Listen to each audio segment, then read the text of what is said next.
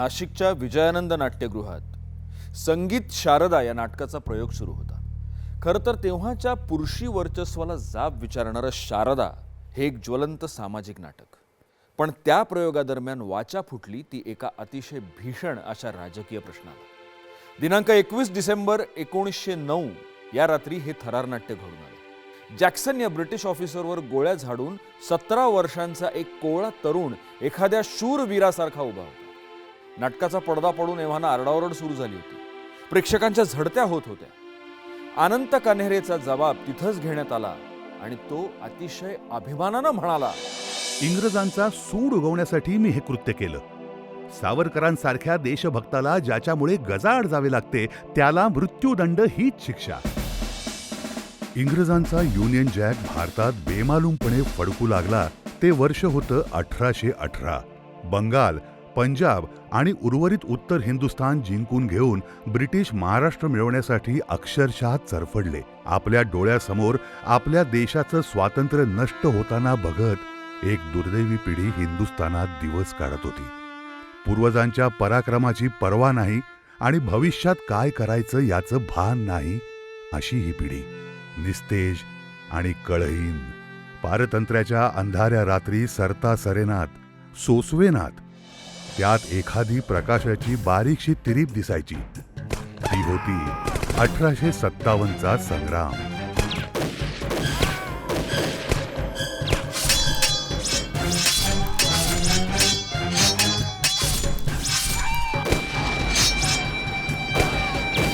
(1883) पूर्वीचा म्हणजे सावरकरांच्या जन्मापूर्वीचा भारत जर आपण पाहिला तर 1857चं स्वातंत्र्य युद्ध नुकतंच झालेलं आणि त्याच्यानंतरचा काळ जो दिसतो तो एकीकडे क्रुद्ध झालेले लोकही आहेत, पण ती सगळा त्यांचा संताप हा कुठेतरी मनातल्या मनात दबलेला आहे. त्याला कुठेही वाट मिळत नाही आहे असंही एकीकडे दिसतं. आणि दुसरीकडे वासुदेव बळवंत फडक्यांच्या सारखा एक क्रांतिकारक हा 1857 नंतर झालेला पहिला क्रांतिकारक म्हणून त्यांना आद्य क्रांतिकारक म्हणतात. भालाफेक, रायफल चालवणं, घोडाफेक हे सगळं वासुदेव बळवंत शिकत होते आणि इतर लोकांना शिकवत गेले. दुर्दैवाने त्यांचं तो जो विद्रोह होता तो फसला, ते बंड फसलं आणि ते पकडले गेले. त्या ठिकाणी जे विशेष न्यायालय उभं केलेलं होतं त्या न्यायालयामध्ये या माणसांनी सांगितलं की हिंदी प्रजासत्ताक येथे निर्माण व्हावं असं मी स्वप्न पाहिलं होतं. लक्षात घ्या, प्रजासत्ताक या शब्दाचा पहिला उद्गाता म्हणजे वासुदेव बळवंत फडके होय. फोर्ट विल्यम्स, कलकत्ता हे ब्रिटिशांचं तेव्हाचं मुख्यालय. 1857 नंतर ब्रिटिश इतके धास्तावले की त्यांनी शस्त्रबंदीचा कायदा आणला, तो कायमचाच. त्याला आव्हान दिले ते महाराष्ट्राच्या वासुदेवानं. कंसाची सत्ता उलटून लावण्यासाठी कृष्णाला नदीच्या पुरातून सुखरूप तारून नेलं होतं वासुदेवानं. हा आधुनिक वासुदेव पारतंत्र्याच्या महापुरात हिंदुस्थानला बुडू न देण्यासाठी सज्ज झाला होता. एकाएकी उठून बसले आणि म्हणाले की डॉक्टर लक्षात घ्या, या दुष्ट प्रजाभक्षक चांडाळ इंग्रजांना मी मेल्यानंतर सुद्धा सुख लाभू देणार नाही. आणि ते एकाएकी कोसळले. तो दिवस होता 17 फेब्रुवारी 1883. आणि त्यानंतर 3 महिन्याच्या अवधीत भगूरला ज्यांचा जन्म झाला 28 मे 1883 ते स्वातंत्र्यवीर विनायक दामोदर सावरकर.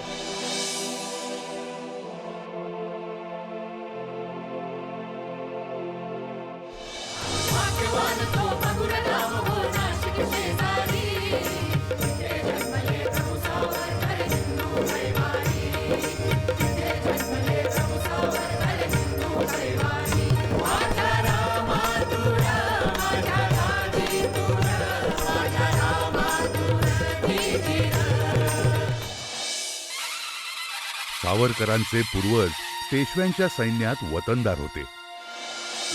मूळ कोकण भूमीतून हे घराणं लढण्यासाठी देशावर आलं. गुहागरजवळ सावरवाडी हे त्यांचं मूळ गाव. सावरवाडीचे राहणारे म्हणून ते सावरकर. पुढे ते ख्यातनाम झाले देशाला सावरणारे सावरकर म्हणून. तलवारीला तिखट असलेल्या सावरकरांवर खुद्द पेशवे बेहद्द खुश होते आणि त्यांनी इनाम म्हणून नाशिक जवळचा एक गाव त्यांना बहाल केला. अशा पराक्रमी पुरुषांच्या कुळात विनायक जन्माला आला 28 मे 1883 साली.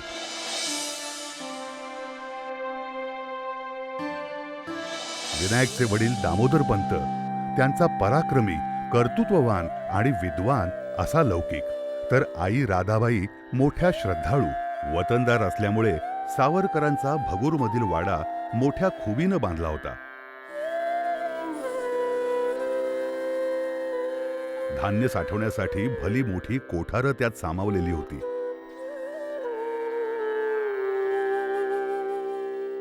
याच वाड्यात गावाबाहेर कुठेतरी निघणारा एक भुयारी मार्गही होता. पुढे विनायकाने त्याचा क्रांतिकार्यासाठी वापर करून घेतला. वरच्या माडीवर काही जागांचा थांग लागू नये अशी चमत्कारिक रचना केलेली होती. याच वास्तूत विनायक लहानाचा मोठा होऊ लागला. विनायकाच्या आधी या जोडप्याच्या पोटी एक पुत्ररत्न होतं. त्याचं नाव गणेश. या भावंडांना एक बहीण झाली, तिला माई म्हणत, आणि सर्वात धाकटा तो नारायण. ही 4 भावंड म्हणजे निवृत्ती, ज्ञानदेव, मुक्ता आणि सोपानच जणू. आई वडील दोघेही सश्रद्ध असल्यामुळे घरात पूजा अर्चा नेमाच्याच.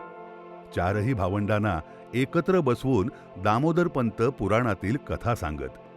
आपल्या कुलदेवतेचे अष्टभुजेचे विधियुक्त पूजन करताना तिच्या शक्तीच्या कहाण्या ऐकत मुले रमून जात. ती अष्टभुजा शस्त्रधारिणी असल्याने तिच्या त्या साहस कथा ऐकताना नकळत या मुलांचे कोवळे बाहू फुलून येत. नवरात्रात दामोदरपंतांसोबत बसून विनायक घडून जाई सप्तशतीच्या आराधनेत. 8व्या वर्षी विनायकाची मुंज झाली. मुंजीनंतर 5व्या दिवशी सगळी संध्या त्याच्या तोंडपाठ होती. मुलाची स्मरणशक्ती अशी होती की कुणालाही अभिमान वाटावा. विनायकाची शाळा घराजवळच होती.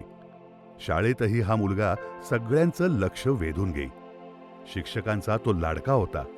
अनेक मित्र त्याने या वयात जमवले होते. शाळेत विनायक आणि त्याचे मित्र भरपूर दंगा करायचे, पण अभ्यासात कुठेही मागे नसायचे. रामायण, महाभारत, रामविजय, हरिविजय, पांडव प्रताप, शिवलीलामृत हे सगळे धर्मग्रंथ 4ही भावंड चढाओढीने वाचत. वाचून कंटाळा आला की दामोदरपंत गोष्टी सांगत. गुरु गोविंद सिंग, राणा प्रताप, शिवाजी आणि बाजींच्या. भक्ती आणि शक्तीचा सुरेख मेळ जमला होता. त्याच्या जोडीला विनायकाला प्रतिभादेवीचं वरदान लाभलं. तो काव्य लिहू लागला. 11व्या वर्षी लिहिलेला सवाई माधवरावांचा फटका बघा. धन्य कुलामध्ये धनी, धन्य कुलामध्ये धनी सवाई, भाग्य धन्यची रायाचे. सेवक हाती यशस्वी असती, पुण्य किती त्या पायांचे. श्रीमंतांचे भाग्य प्रतापे 12 वर्षे पौष्णमले. अटकेला जरी पटकारो विधी पुन्हा सर्वजण चटनमले. जिकडे तिकडे नाम पेशवे, जिकडे तिकडे नाम पेशवे. काळ शत्रुसी वाटून या, प्रजेत झाली बहुशांतता. रिपू सर्व हे हटून या.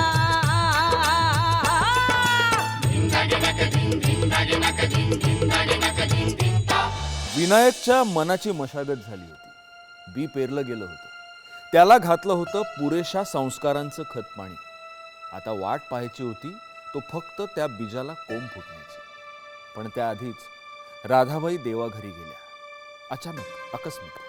आई गेलं तेव्हा ते मूल फक्त 9 वर्षांचं होतं. दामोदरपंत दुसरा विवाह करू शकले असतेही, पण त्यांनी आईच्या मायेनं मुलं वाढवली.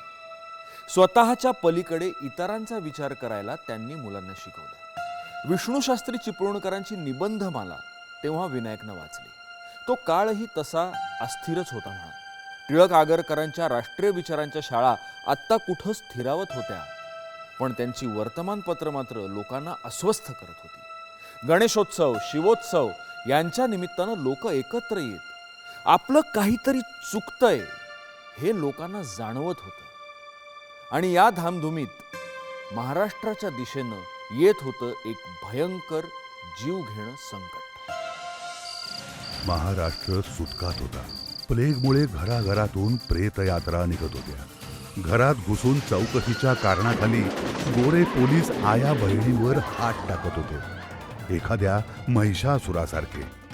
या सगळ्याला तपासणी आणि चौकशी हे कायदेशीर पांघरून होतच. पुण्याचा कलेक्टर रँड हे बघून क्रूरपणे हसायचा. त्याच्या या राक्षसशाही विरोधात उभे ठाकले होते केसरीचे संपादक बाळ गंगाधर टिळक. ते आपल्या वर्तमानपत्रातून तिखट सवाल करत होते, रँड अजून जिवंत कसा? शेवटी कडेलोट झालाच. केसरीतील शब्दांच्या सामर्थ्याने पेटले चाफेकरांच्या घरातले 3 बंधू, दामोदर, बाळकृष्ण आणि वासुदेव. आमच्या आया बहिणींची बेआबरू बघून हसणाऱ्या रँडला त्यांनी त्याच्या पापाची शिक्षा दिली गणेश खिंडीत गाठून. रँड आणि आयर्स दोघेही मारले गेले.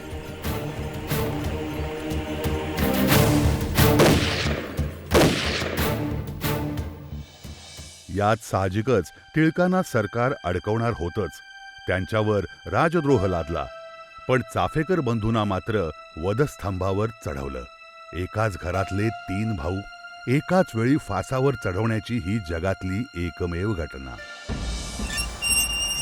यावेळी त्यांच्या हातात होता भगवा ध्वज, गीता, आणि मुखात होतं आत्म्याच्या अमरत्वाचे तत्वज्ञान सांगणारे चिरंतन शब्द. नैनं छिन्दन्ति शस्त्राणि नैनं दहति पावकः न चैनं क्लेदयन्त्यापो न शोषयति मारुतः.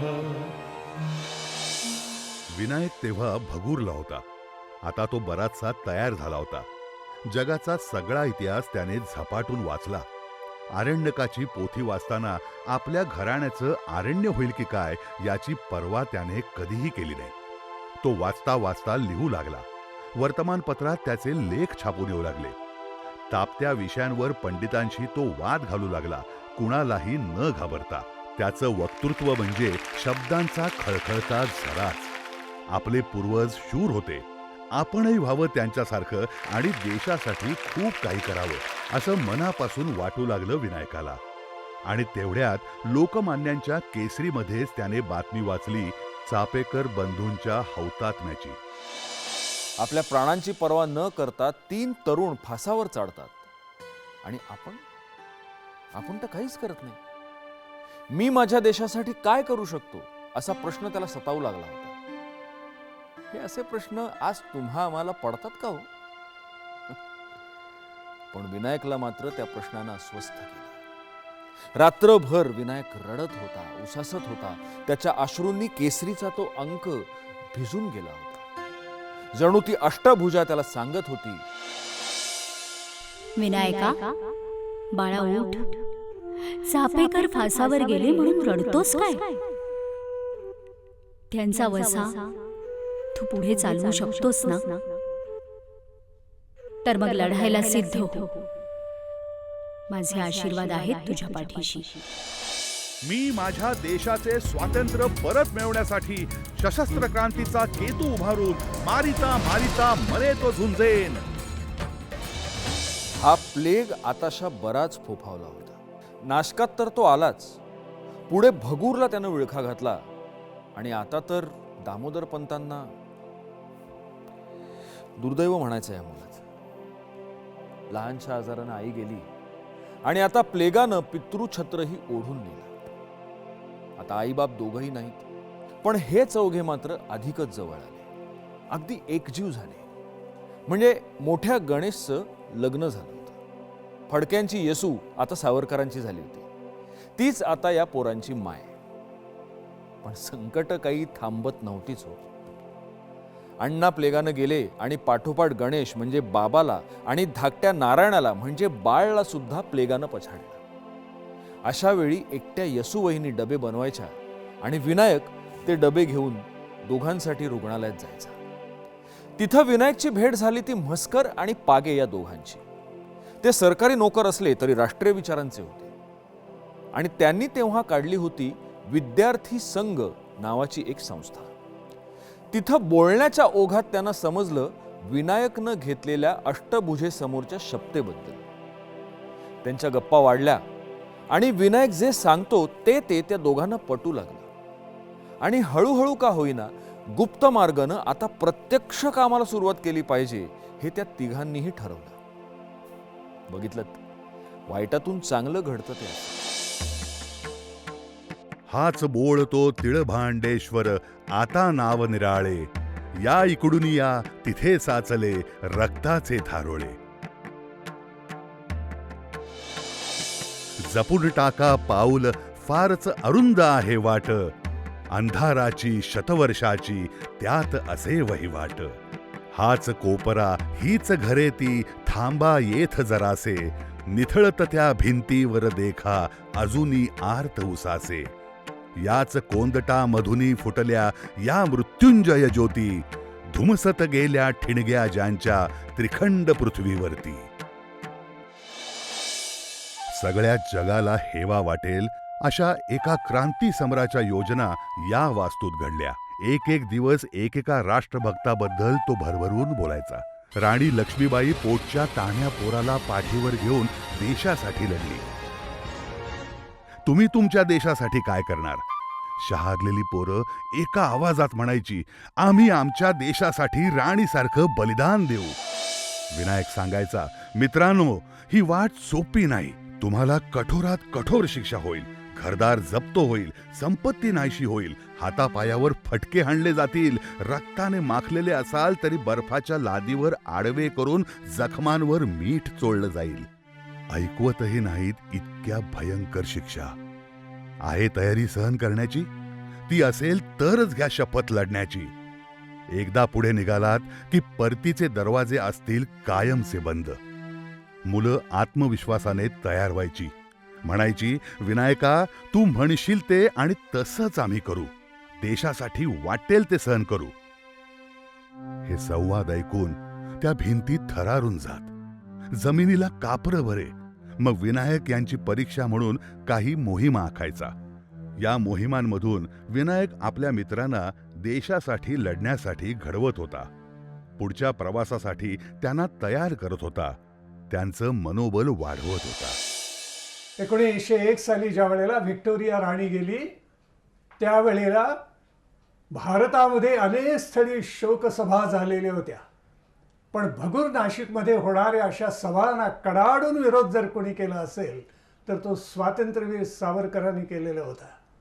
ते म्हणाले, राणी झाली तरी ती परकीयांचीच ना, जिनं या राष्ट्राला लुटलं. ब्रिटिशांनी या राष्ट्रावर अनन्वित अत्याचार केले, भारताला नागवलं, भारताची लूट केली, भारतातलं धन, भारतातला अपरंपार कच्चा माल सगळा परदेशी नेला. याची संपूर्ण जाणीव स्वातंत्र्यवीर सावरकरांच्या मनामध्ये बालपणापासूनच होती. आणि त्याच्या विरुद्धचा लढा हे मित्रमंडळ गोळा करून सावरकरांनी भगूरमध्ये अगोदरच मांडलेला होता. स्वातंत्र्य मिळवण्याच्या ध्येयाने पेटलेला विनायक नाशिकमध्ये कोवळ्या वयाच्या त्याच्याच वयाच्या मुलांची मनं पेटवत निघाला होता. त्याचा हा अमाप उत्साह कितीतरी कौतुकास्पद होता. पण तो असा जाहीरपणे व्यक्त झाला असता तर न जाणो जीवावर बेतण्याची वेळ. अशा वेळी त्याच्या मदतीला धावला नाशिकचा तिळभांडेश्वर. बोळाच्या आसपास होते तरुणांचे 2 गट. काही जण देवीच्या मठात सोहळं पाळण्यात रमलेले असत, तर काही जण गोविंद दरेकर नामक तरुणाच्या पाठी लागलेले असत. विनायकाच्या सहवासात येण्याआधी ही मुलं गावच्या पारावर किंवा कट्ट्यावर चकाट्या पिटत बसलेली असायची. विनायकाच्या सहवासात आले आणि अंतर्बाह्य बदलले. त्यांच्या मनात वेगळाच वारा भरला देशप्रेमाचा. लावण्यांचे छंद रचणारा गोविंद कवी मित्र मिळ्यात आला आणि रणकाव्य रचू लागला. त्याची तिखट लेखणी गरजू लागली. रणाविण स्वातंत्र्य कोणा मिळेना, असा भूतकालीन सिद्धांत जाणा. स्वराज्य इच्छेने पाहिजे युद्ध केले, रणाविण स्वातंत्र्य कोणा मिळाले. त्या काळी गाजलेली कविता म्हणजे रणाविण स्वातंत्र्य कोणा मिळेना. ही कविता 1909च्या सुरुवातीस बाबाराव सावरकरांनी ती कविता प्रसिद्ध केली आणि त्याच्यामुळे ब्रिटिश सरकार खवळलं आणि बाबाराव सावरकरांना अटक करण्यात आली. त्यांच्यावर राजद्रोहाचा खटला भरण्यात आला आणि स्वातंत्र्यवीर सावरकरांपूर्वी बाबाराव सावरकरांना सर्वप्रथम अंदमानची शिक्षा ठोठावण्यात आलेली आहे. मित्रमेळा एकजीव झाला. त्याला आता विस्तारित स्वरूप देण्याचं ठरलं आणि अभिनव भारत हे त्याचं नामकरण झालंय. संस्था महाराष्ट्रात वाढवावी लागणार होती. त्यासाठी पुढील शिक्षणाच्या निमित्तानं पुणं गाठायचं होतं. थोरला बाबा म्हणाला, विनायका तू पुढं हो, पुण्यात काम सुरू कर, इथं गुप्त संस्थेचं सगळं काम मी सांभाळेन. आता विनायकाला पुण्याला पाठवायचं म्हणजे पैसे लागणार, पण यांच्याकडे आर्थिक चणचण प्रचंड, घरात कमावणारा असं कोणीच नाही. अशातच बाबांच्या मनात विनायकच्या लग्नाचा विचार आला आणि विनायकचे होणारे सासरे भाऊराव चिपळूणकर हे विनायकच्या शिक्षणाचा सगळा खर्च उचलण्यास आनंदानं तयार झाले. लग्नाचा बार उडाला आणि विनायक पुण्यात दाखल झाला. तो क्रांतीचा नवा बार उडवून गेला.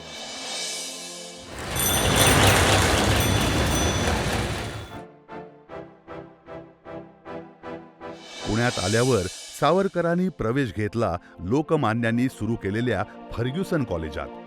कॉलेजच्याच वसतिगृहात ते राहू लागले. लोकमान्य टिळकांच्या पुढाकाराने सुरू झालेलं हे फर्ग्युसन महाविद्यालय स्वतः काटकसर करून मुलांच्या भविष्याला आकार देण्याचं स्वप्न उराशी बाळगून टिळक आगरकरांनी या संस्था सुरू केल्या, वाढवल्या. त्यातून पुण्यात टिळकांचं नेतृत्व उभं राहिलं आणि एव्हाना तर पुण्यात टिळक युग अवतरलं होतं. बाळ गंगाधर आता लोकमान्य झाले होते. पुनश्च हरिओम असं म्हणत त्यांची लेखणी एखाद्या शस्त्रासारखी ब्रिटिशांना टोचत होती. महाराष्ट्राच्या कानाकोपऱ्यातून इथे अनेक विद्यार्थी शिक्षणासाठी येत. अशांना एकत्र करायला विनायकाने सुरुवात केली. मी आत्ता पुण्याच्या फर्ग्युसन कॉलेजच्या मुलांच्या वसतिगृहाच्या 17 क्रमांकाच्या खोलीमध्ये बसलेलो आहे आणि या खोलीचं महत्त्व हे ऐतिहासिक आहे. कारण याच खोलीमध्ये स्वातंत्र्यवीर विनायक दामोदर सावरकर ग्रॅज्युएशन करण्यासाठी पुण्यात आले, या महाविद्यालयात प्रवेश घेतला आणि या खोलीत ते राहिले. त्यामुळं एक ऐतिहासिक महत्त्व मी असं म्हणेल की या खोलीचं आहे. सावरकर जेव्हा नाशिकवरनं पुण्याला आले शिकण्यासाठी अर्थात, तेव्हा ते पूर्ण होऊन आले होते. होऊन म्हणजे त्यांची जडणघडण व्यक्तिमत्वाची, आपली स्वतःची ओळख त्यांना पटली होती की आपण कोण आहोत आणि आपल्याला काय करायचं आहे आणि आपल्याला कसं करायचं आहे. या बाबतीत इतक्या लहान वयात त्यांच्याकडे एक विलक्षण अशी क्लॅरिटी ज्याला म्हणतो आपण ती होती. आणि ज्या लोकांच्या नेत्यांच्या विचारांच्यावरती त्यांचं भरणपोषण झालं ते दोघंजणं म्हणजे लोकमान्य बाळ गंगाधर टिळक आणि शिवरामपंत परांजपे काळकर्ते हे दोघेही पुण्यामध्ये वास्तव्याला होते. त्यामुळं त्यांचा प्रत्यक्ष सहवास लाभेल, त्यांचं ऐकता येईल, त्यांच्याशी विचारविनिमय करता येईल ही एक गोष्ट त्यांच्या मनामध्ये होती. त्याप्रमाणे तसं घडलं. ते इथे आले विद्यार्थी दशेमध्ये आणि इथेही त्यांनी अभिनव भारत या त्यांच्या गुप्त क्रांतिकारी संघटनेचं काम सुरूच ठेवलेलं होतं. वसतिगृहातील तरुण विद्यार्थी सोबत घेऊन सावरकरांनी नवा गट स्थापन केला. त्याला नाव पडलं सावरकर कॅम्प. त्यांच्या बैठकी सुरू झाल्या. त्यांनी एक हस्तलिखित सुरू केलं. त्याचं नाव आर्यन वीकली.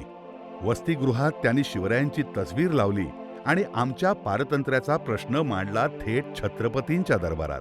जय देव जय देव जय जय शिवराया या या अनन्य शरणा आया ताराया. जय देव जय देव जय जय शिवराया या या अनन्य शरणा आया ताराया. आर्यांच्या देशावरील भेंचांचा काला आला आला सावध मूषक. हिंदूंना शक्ती देणारे शिवराय सावरकरांचं दैवत होते. त्यांनी लिहिलेली आरती हळूहळू सगळं वसतिगृह गाऊ लागलं. विनायकाला विश्वास होता, प्रल्हादाच्या रक्षणासाठी जसा तो नृसिंह खांबातून कडाडला तसे शिवराय येतील, प्रकट होतील, आम्हाला मार्ग दाखवतील. ही शिवभक्ती त्याच्या शब्दाशब्दातून व्यक्त होत होती. हे हिंदू शक्ती संभूत दीप्तितम तेजा,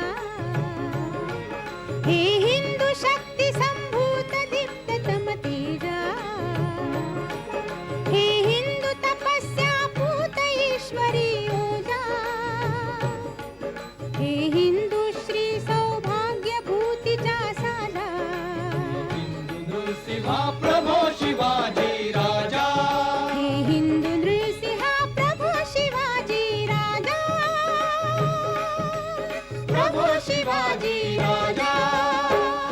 दादासाहेब कृष्ण, शिवाजी महाराज आणि सावरकर या तिघांमध्ये एक असं मला नेहमी एक धागा दिसतो. जो कर्मयोग हे तिघे असे कर्मयोगाकडे वळलेले असे 3 महापुरुष मला नेहमी वाटतात. आहेतच. असं एक बारीक असं सूत्र, एक परंपरा आहे तिघांमध्ये मला अशी नेहमी वाटते. पुण्यात आल्यावर विनायक शिवरामपंत परांजप्यांना भेटला. त्यांना सावरकर आपल्या योजना सांगू लागले. सांगता सांगता परांजपेंच्या काळमध्ये विनायक लिहू लागला. सावरकरांनी टिळकांसोबतच्या भेटी वाढवल्या तेव्हा टिळक हे किती विलक्षण प्रकरण आहे हे त्यांना समजलं. दरम्यान त्यांची ओळख झाली एका प्रतिभासंपन्न लेखकासोबत. त्याचं नाव राम गणेश गडकरी. तो स्वतःला गोविंदाग्रज म्हणवत असे. गोविंदाग्रजाचा पानिपतचा फटका विनायकाने आपल्या आर्यन विकली या साप्ताहिकात छापला. पुण्यात नाटकाला चांगले दिवस होते. विनायकाने नट म्हणून स्वतःला आजमावून पाहिलं. नकला करण्याची त्याला आवड होतीच. ऑथेल्लो नाटकात आपल्या या चरित्र नायकाने आयागो या खलनायकाचं काम उत्तम केलं. अभिनव भारतच्या मुलांसोबत सावरकर पुण्यातल्या ऐतिहासिक वास्तूंच्या सहली आयोजित करत. कधी शनिवारवाडा तर कधी लाल महाल. अशीच एक सिंहगडाची सहल फारच स्मरणीय ठरली होती. गडावरच्या स्मृती दाखवताना सावरकर आपल्या मित्रांना सांगत होते, तो पहा तानाजी, पोराचं लगीन सोडून तो स्वराज्यासाठी निघाला. तानाजी सारख्या वीरांनी रक्त सांडून स्वराज्य स्थापन केलं, पण आज आपण ते गमावून बसलोय. ते युद्ध आठवा, तो पराक्रम आठवा. असं म्हणत म्हणत इतिहासाच्या साहस कथा सांगता सांगता सावरकरांची प्रतिभा इतकी फुलून आली आणि ते पोवाड्याच्या वृत्तात त्याच आवेशात आपल्या मित्रांना सांगू लागले, तानाजी चढू लागले, सद्भाग्य चढू लागले, स्वातंत्र्य चढू लागले. सांभाळी रेमलेंच्या आला आला तानाजी, प्रेमे आजी सिंहगडाचा पोवाडा गाजी जी जी जी, पोवाडा गाजी जी जी जी, पोवाडा गाजी जी जी जी जी जी जी. अभिनव भारतचं जाळं आता संपूर्ण महाराष्ट्रभर पसरलं होतं. एक गुप्त संघटना एवढ्या मोठ्या साम्राज्याच्या समोर महाराष्ट्रभर पसरते आणि तिचा ठावही ब्रिटिशांना लागत नाही, ही फार मोलाची गोष्ट होती त्या काळात. आता या संघटनेला एकत्र बांधून ठेवणं फार महत्त्वाचं होतं. त्यामुळे अभिनव भारतच्या वार्षिक अधिवेशनांना सुरुवात झाली. पहिला मेळावा धुळ्याला रणदिव्यांच्या वाड्यात भरला. तो होता 2 दिवसांचा. पुढे जन्मभूमी नाशिक, मग कोठूर, मुंबई आणि पुढे तर सुरतला हे मेळावे पार पडले. कोवळ्या क्रांतिकारकांच्या प्रचंड गर्दीत सावरकर नावाचा एक मराठमोळा वणवा तरुणांची मनं पेटवत निघाला होता. स्वातंत्र्य देवीला त्याला प्रसन्न करून घ्यायचं होतं. होमकुंड धगधगत होतं आणि विनायक भक्तिभावानं एक एक समिधा ताकद गात होता स्वातंत्र्याचं सुमंगल स्तोत्र.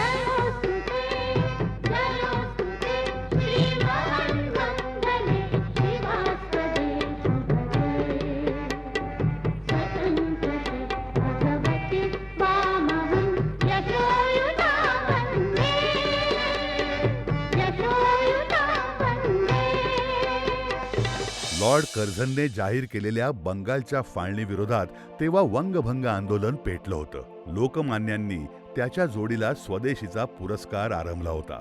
लोक सभा घेत होते, विलायती दुकानांवर मोर्चे काढत होते. पण या सभा मोर्चांच्या वरचढ अशी कल्पना विनायकाच्या मनात आली होती, ती विलायती कपड्यांच्या होळीची.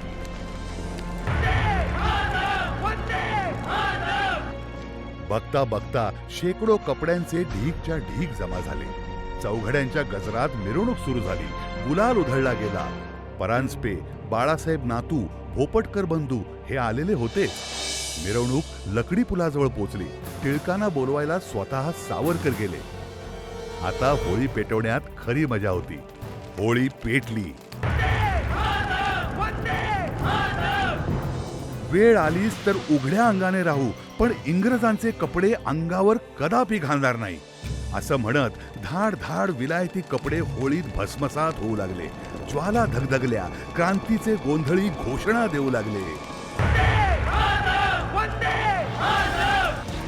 ब्रिटिश दप्तरात सावरकरांचं नाव काळ्या अक्षरात नोंदवलं गेलं. विशेष शेरा मारला गेला.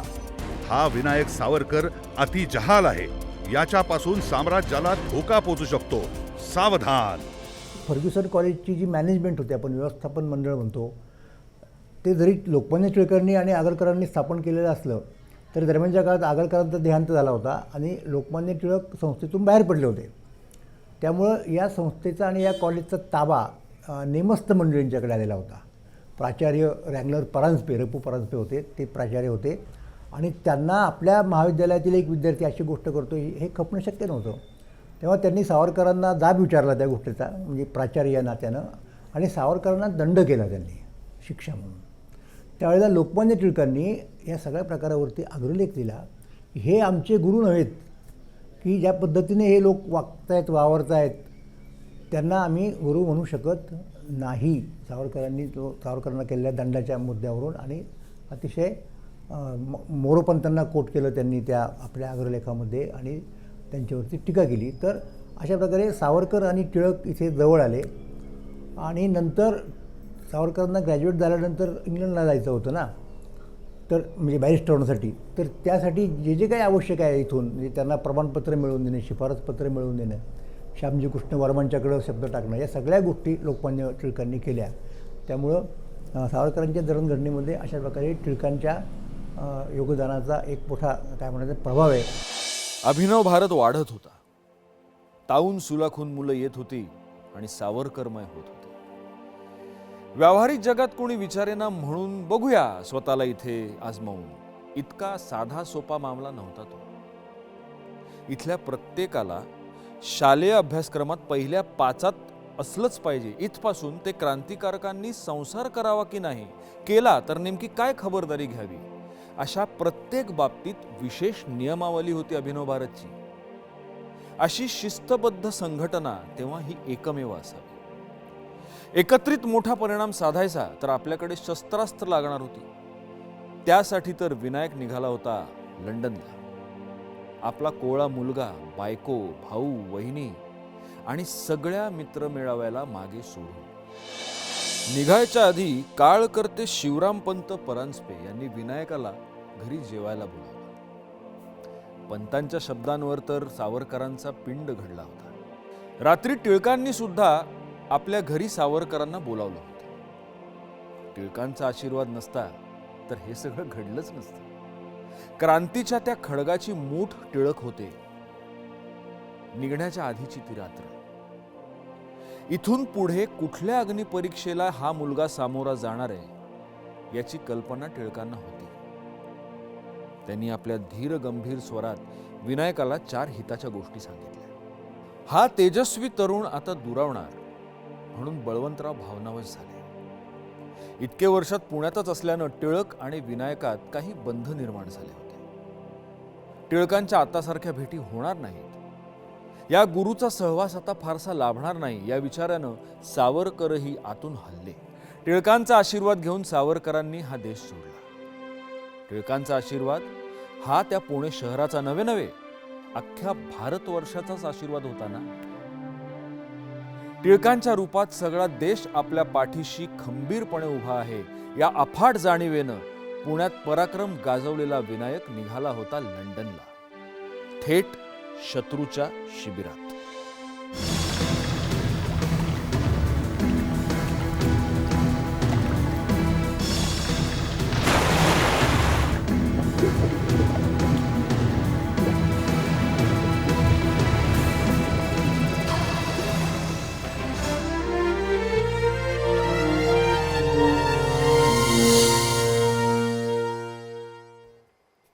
एका जहाजावर अभूतपूर्व चमत्कार घडवण्याची ही सावरकरांची पहिलीच वेळ होती असं नाही. लंडन पर्वात त्यांनी केलेल्या अनेक चमत्कारांची सुरुवात झाली होती ती एका जहाजावरच. ती कशी ते जाणून घेऊया. पर्शिया या जहाजातून उतरण्याआधीच विनायकाच्या मनाने वेग धरला होता. मातृभूमीच्या पारतंत्र्याचा प्रश्न आता थेट जगापुढे मांडायला निघाला होता तो. त्या जलयानावर त्याला भेटला एक अस्वस्थ मुलगा हरनाम. बिचारा हरनाम कुटुंबापासून दूर मी कसा राहू या एकाच विवंचनेने गांजलेला. हरनाम सिंग अस्वस्थ होता, रडत होता. त्याचं पाऊल घरच्यांना सोडून इतक्या दूर निघत नव्हतं. विनायकाने धीर दिला त्याला. ज्या शीख धर्माचा अभिमान म्हणून ही पगडी मस्तकी मिरवतोस त्याच धर्मगुरूंना वंद्यमान. फक्त स्वतःच्या कुटुंबाचा विचार काय करतोस? सगळं राष्ट्र संकटात सापडलाय. देशाची काळजी कर. आपण आणि आपलं इतकाच विचार करतात ती आपल्यासारखी सामान्य माणसं. विनायकाला चिंता लागली होती उद्ध्वस्त झालेल्या मातृभूमीची. भारतात असलेली अभिनव भारत संघटना जगाच्या मंचावर वाढवायची होती त्यांना. त्यांच्या या शब्दांनी हरनाम आंतरबाह्य बदलून गेला होता. विनायकानं त्या उसळत्या समुद्राच्या साक्षीनं हरनामला अभिनव भारतच्या आंतरराष्ट्रीय संघटनेचा सभासद करून घेतलं आणि संस्थेचं नामकरण केलं यंग इंडिया. आपण आपलं क्रांतियुद्ध कुणाच्या प्रेरणेने लढणार असा प्रश्न सावरकरांना कोणी विचारला असता तर ते हमखास म्हणाले असते मॅझिनीच्या प्रेरणेने. जोझेफ मॅझिनी हा इटलीच्या क्रांतिगाथेचा नायक. तरुणांची टोळकी आणि टाळकी त्याने देशभक्तीने भारून टाकली होती. त्याच्या तरुण संघटनेचं नाव होतं यंग इटली. त्याने जसे पराक्रम घडवले आणि राष्ट्राला मुक्त केलं तशीच योजना सावरकरांच्या मनात होती. म्हणूनच आपल्या आंतरराष्ट्रीय संघटनेला नाव दिलं यंग इंडिया. यंग इंडिया ही युरोपातली पहिली भारतीय गुप्त क्रांतिकारी संघटना. तिला हक्काचा आश्रय मिळाला तो श्यामजी कृष्ण वर्मांमुळे. सरदार सिंग राणा यांच्या सहयोगाने श्यामजी कृष्ण वर्मा यांनी इंडिया हाऊस नामक वास्तू लंडनला खरेदी करून ठेवली होती. या संस्थेत भारतीय विद्यार्थ्यांनी यावं, राहावं आणि आपल्या कर्तृत्वाने पराक्रम करावेत अशी त्यांची इच्छा. त्यासाठी त्यांनी भारतीय विद्यार्थ्यांना शिष्यवृत्त्या देऊ केल्या. लंडनच्या ग्रेज इन विद्यापीठात विनायक दामोदर सावरकर या मुलाने कागदोपत्री प्रवेश मिळवला आणि तो इंडिया हाऊसमध्ये राहू लागला. भारत भवनाची पुढची सगळी व्यवस्थापनाची सूत्र श्यामजी कृष्ण वर्मांनी त्यांच्याकडे देऊन टाकली. इथे आल्यानंतर विनायक लंडनच्या हाऊस ऑफ कॉमन्समध्ये जाऊन बसू लागला आणि तिकडच्या बातम्या केसरी आणि काळ सारख्या आपल्या स्वदेशी वर्तमानपत्राला पाठवू लागला. विनायकाच्या नेतृत्वात अनेक तरुण या वास्तूत ये जा करू लागले आणि लंडनमध्ये वारे वाहू लागले भारतीय क्रांती समराचे. इथे मदनलाल धिंगरा आला आणि सावरकरमय झाला. पांडुरंग बापट नावाचा मुलगा विनायकाच्या सहवासात येऊन सेनापती झाला. बापटांनी सावरकरांबद्दल म्हटलंय, सावरकर जन्मजात लेखक, वक्ते आणि क्रांतिकारक आहेत.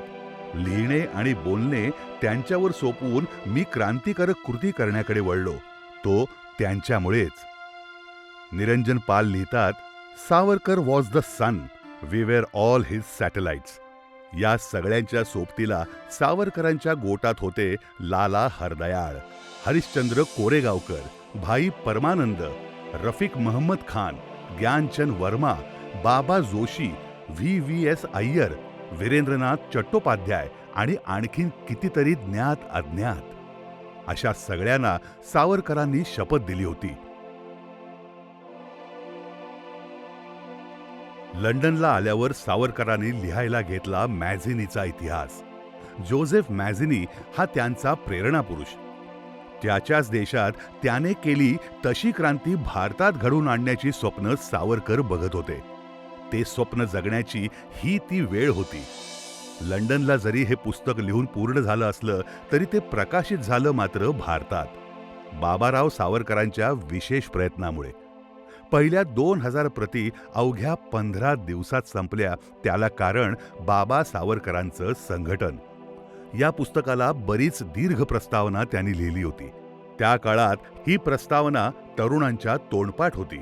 गावोगावी तरुण मुलांच्या ओठी तात्यांचे हे शब्द घुमू लागले आणि इंग्रजांनी लगेच मॅझिनी आत्मचरित्रावर बंदी घातली.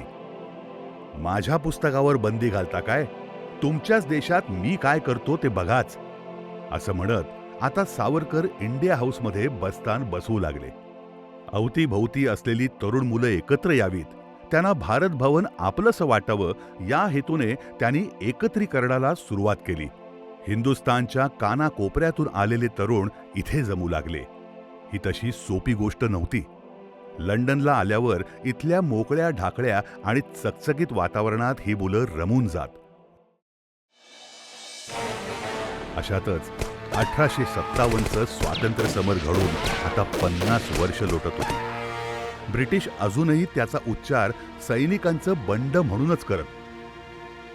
1857चं युद्ध हे बंड नाही, तो एक विवेकी विचार आहे युद्धाचा, हा आद्य उच्चार सावरकरांनी करायला सुरुवात केली आणि त्यांनी लंडनला लिहिला आपला दुसरा ग्रंथ 1857चं स्वातंत्र्य समर.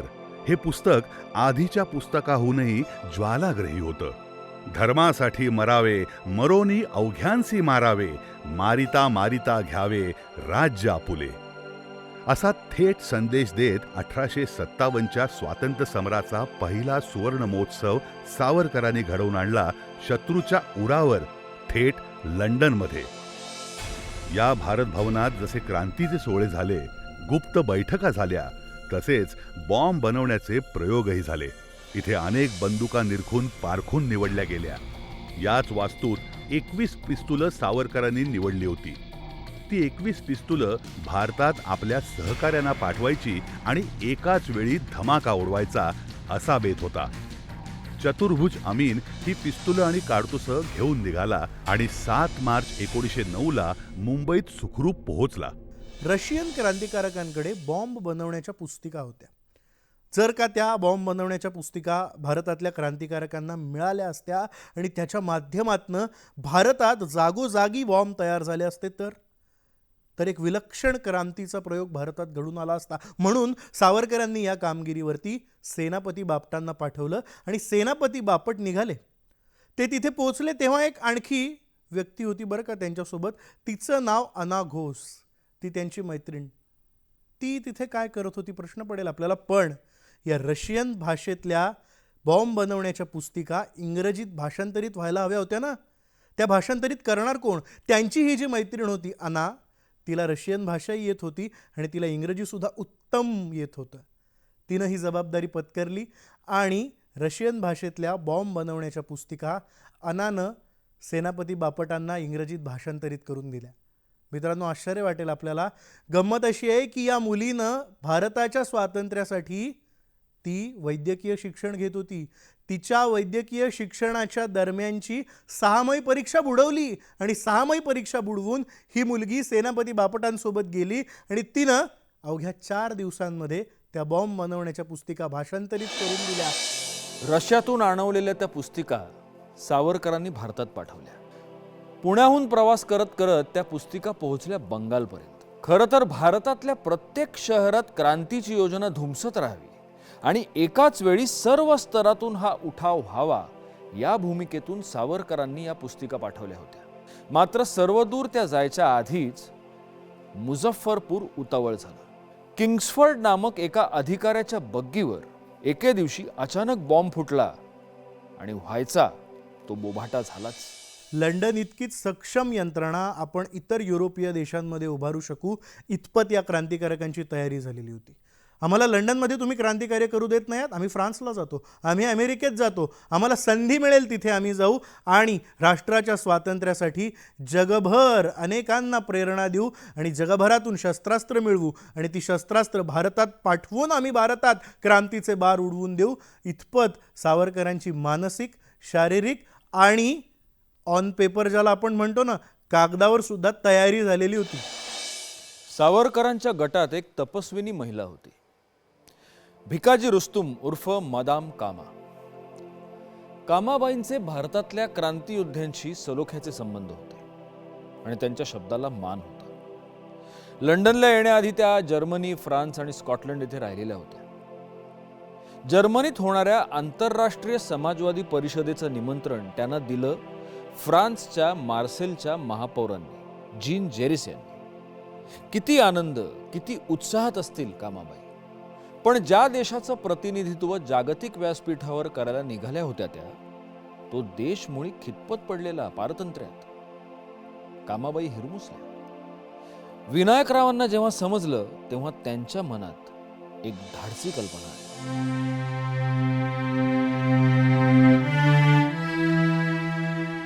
कामाबाई, माझा देश आज असू द्या पारतंत्र्यात. भविष्यात स्वतंत्र होणारा माझा देश कसा असेल याचे सुवर्णचित्र घेऊन तुम्ही जर्मनीत जा. कोण म्हणतो त्या देशाला भाषा नाही, गीत नाही, ध्वज नाही? हा घ्या उद्याच्या स्वतंत्र भारताचा संकल्पित स्वातंत्र्य ध्वज. या ध्वजाच्या वरच्या भागात 8 कमल पुष्प होती, आमची सांस्कृतिक उन्नती आणि समृद्धी दाखवणारी. मधल्या पट्ट्यात कोरला होता आमचा चिरंजीव राष्ट्रमंत्र वंदे मातरम, आणि अखेरच्या पट्ट्यात होते चंद्र आणि सूर्य. चंद्रासारखी रमणीयता आणि सूर्याचं प्रखर तेज या राष्ट्राला सदोदित लाभो अशी आकांक्षा असलेला हा ध्वज भारताच्या एका रणरागिणीने फडकवला, तो गोऱ्यांच्या देशात. हजारो प्रतिनिधींच्या उपस्थितीत मादम कामा यांनी हा राष्ट्रध्वज फडकवला आणि गर्जना केली, होय, लवकरच माझा हिंदुस्थान स्वतंत्र होत आहे. सावरकरांच्या या सगळ्या चळवळी आत्तापर्यंत बेमालूमपणे चालल्या होत्या हे खरं आहे. पण हळूहळू का होईना सरकारला याचा सुगावा लागायला सुरुवात झाली होती. कर्झन वायली नावाचा एक अधिकारी तेव्हा इंडिया हाऊसवर पाळत ठेवण्याच्या मागे लागला होता. काही भारतीय तरुणांना हा कर्झन वायली आमिष दाखवायचा आणि सावरकरांच्या गोटातल्या बातम्या काढून घ्यायचा. या सगळ्याचा सुगावा सावरकरांना लागलाच, ते सावध असायचेच. मदनलाल धिंगरा या घडामोडींवर बारीक नजर ठेवून होता. कर्झन वायली विरुद्धचा मदनलाल धिंगराच्या मनातला राग वाढत चालला होता. मदनलाल धिंगराने 25 जानेवारी 1909 आपल्या स्वतःसाठी गार्डनर पोस्ट ऑफिसमधून रिव्हॉल्व्हरची अनुज्ञा मिळवली. लगेचच त्याने होलबर्नमधल्या गॅमेज लिमिटेड या कंपनीतून 8 बारी पिस्तूल विकत घेतलं. तेव्हा जॉन मॉर्ले नावाचा माणूस फनलंड नावाच्या आपल्या शस्त्रशाळेत पिस्तूलं कशी चालवायची हे शिकवायचा. तिथे मदनलाल सराव करू लागला. नॅशनल इंडियन असोसिएशनचा वार्षिक समारंभ दिनांक 1 जुलै रोजी इम्पिरियल इन्स्टिट्यूटच्या जहांगीर सभागृहात होणार होता. 1 जुलैला दुपारी 2 वाजता मदनलाल आपल्या घरातून निघाला. अंगावर त्याने पोशाख चढवला. आपल्याकडच्या 3ही रिव्हॉल्व्हर पूर्णपणे भरून घेतल्या. एक खंजीर सोबत ठेवला.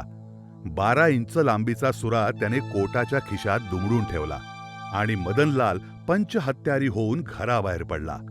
एव्हाना जहांगीर सभागृहात कार्यक्रम रंगात आला होता. मदनलाल याआधी अनेकदा कर्झनला भेटला असल्याने काहीतरी सांगण्याच्या बहाण्याने तो पुढे सरसावला. आपलं तोंड त्याच्या कानाजवळ नेत काहीतरी सांगत आहोत अशा इराद्यात त्याने खाली कोटाच्या खिशातून आपलं संपूर्ण भरलेलं बेल्जियम रिव्हॉल्व्हर बाहेर काढलं आणि एका मागोमाग एक 4 गोळ्या वायलीवर झाडल्या. आरडाओरडा, किंकाळ्या फुटल्या आणि वायली खाली पडला.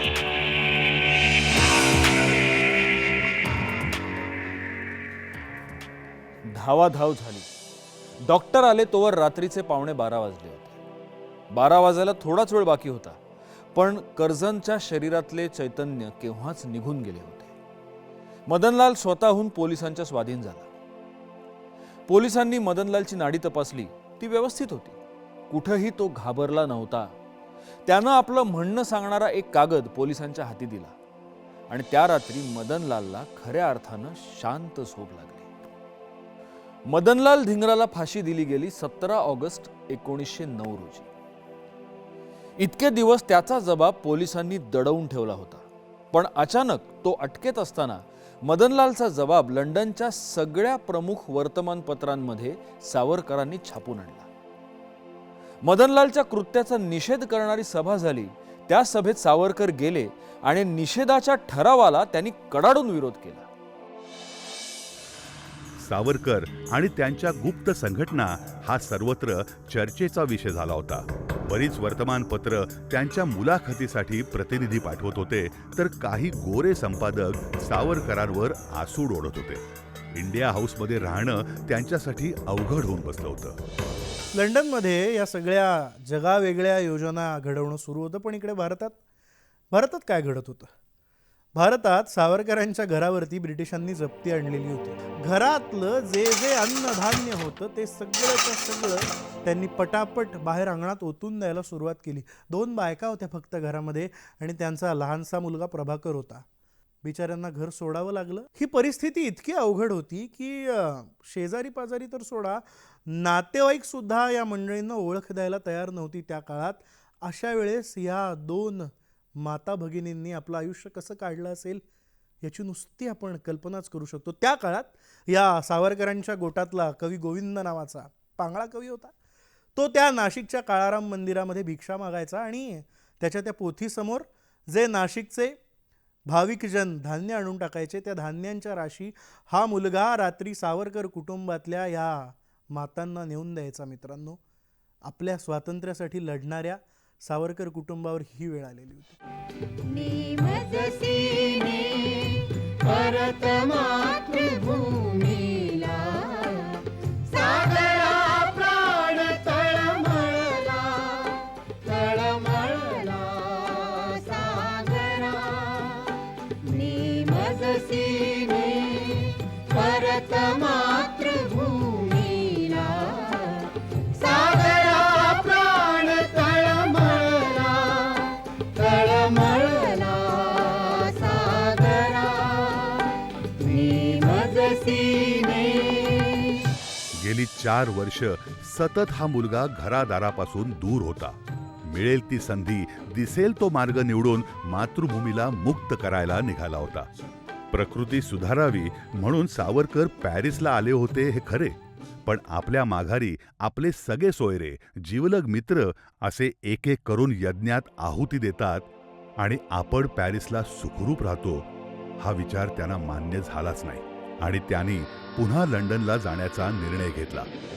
सावरकर कधी इथे येतात याची चातकासारखी वाट इंग्रज पोलीस पाहत होतेच. व्हिक्टोरिया स्थानकावर ते उतरले आणि त्यांच्याजवळ असलेल्या सगळ्या सामानानिशी गोऱ्यांनी त्यांना अटक केली.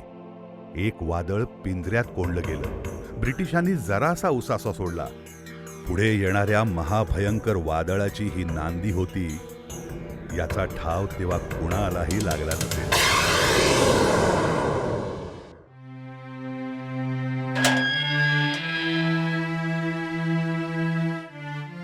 सावरकर जरी गजाड झाले असले तरी त्यांचे मित्र शांत बसणार नव्हते. बो स्ट्रीट पोलीस ठाण्यातून त्यांना पळवून नेण्याचा डाव मित्रांनी आखून झाला होता. एकदा तर कोर्टात नेत असताना गाडीवर हल्ला करायचा आणि विनायकाला सोडवायचं अशीही योजना आखून झाली होती. ब्रिटिश सरकार आता सावध झालं होतं. सावरकरांना फार काळ इथं ठेवता यायचं नाही, त्यांचा खटला भारतात नेऊन चालवू अशी तयारी त्यांनी सुरू केली होती. पण सावरकरांच्या मनाला वेध लागले होते ते एका जगावेगळ्या साहसाचे. VVS अय्यर आणि मदाम कामा त्यांना भेटायला आल्या तेव्हा त्यांना सावरकर म्हणाले होते, मित्रांनो, सावध राहा, सज्ज राहा. परिस्थिती अनुकूल असेल तर मार्सेलिसला भेटू. सावरकरांना मोरिया बोटीवर चढवण्यात आलं. तो दिवस होता 1 जुलै 1910. समुद्र खवळलेला होता आणि सावरकर अस्वस्थ होते.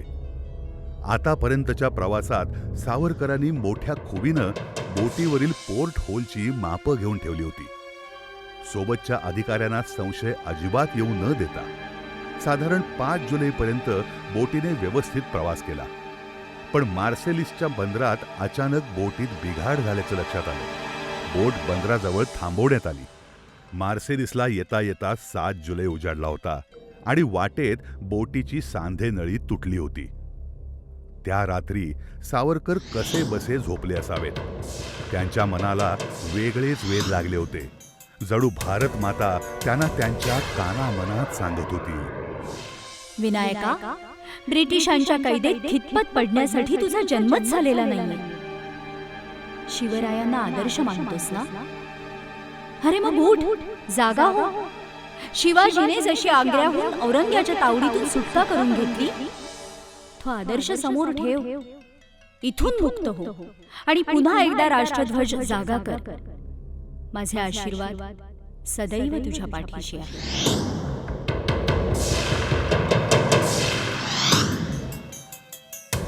8 जुलै 1910च्या पहाटे सावरकर उठले, ते निराळ्या आत्मविश्वासाने. पारकर नावाचा अधिकारी त्यांच्या पाठोपाठ उठला आणि ते दोघे शौचकूपाकडे निघाले. क्रमांक 2च्या शौचकूपात सावरकर शिरले. आतून दार लावून घेतलं आणि वर त्यांनी पोर्ट होलकडे झेप घेतली. त्या काचेतून बाहेर पडत पवनसुताप्रमाणे या भीमरूपी महारुद्राने उड्डाण केले.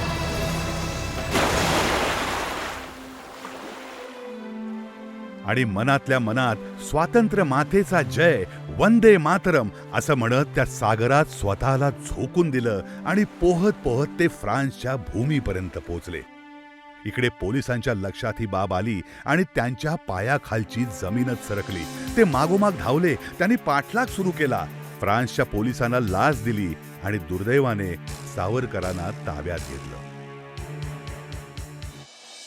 मदाम कामा आणि अय्यर यांना फक्त 5 मिनिटं उशीर झाला. ते आले तेव्हा सावरकरांना ब्रिटिश पोलिसांनी पकडलं होतं. फ्रान्सच्या भूमीवरून एका भारतीयाला ब्रिटिश पकडू शकत नव्हते. आंतरराष्ट्रीय कायद्याचा भंग होता तो. त्यामुळे फ्रान्समध्ये जनमत एकदम प्रक्षुब्ध झालं. तिकडच्या संरक्षण मंत्र्यांना तडकाफडकी राजीनामा द्यावा लागला. ब्रिटिश हाऊस ऑफ कॉमन्समध्ये सुद्धा याचा जाब विचारला गेला. त्यांनाही फ्रान्सला उत्तर द्यावं लागलं. आणि सगळ्यात महत्वाचं म्हणजे आंतरराष्ट्रीय न्यायालयात सावरकरांना आम्ही फ्रान्सच्या भूमीवरून पकडलं, ही आमची चूक झाली असं म्हणत इंग्रजांना चुकीची कबुली द्यावी लागली. जणू एखाद्याची प्रेतयात्रा निघावी अशा खिन्नतेने सावरकरांच्या आसपासचे कैदी बोटीवर चढवले जात होते. पुन्हा परतून न येण्यासाठीच आपण जात आहोत याची एव्हाना त्यांना खात्री झाली होती. प्रत्यक्ष काळ समोर येऊन ठेपलाय अशा काळ्या पाण्याची ही शिक्षा. जुलैच्या 4 तारखेला 1911 साली सावरकर पोर्ट ब्लेअरला येऊन पोहोचले. सेल्युलर कारागृहाची ही दारं आता थेट 50 वर्षांनी उघडणार होती.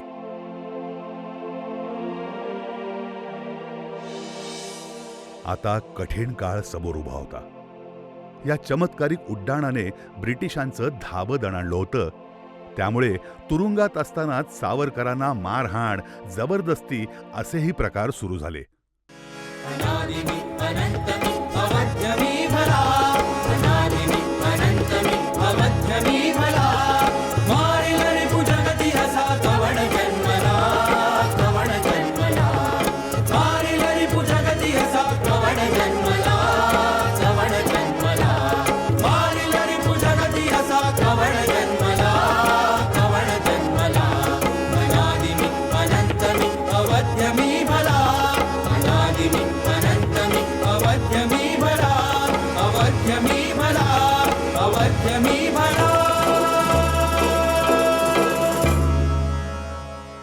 मारी लरिपू जगती असा कवण जन्मला, अनादि मी अनंत मी अवध्य मी भला.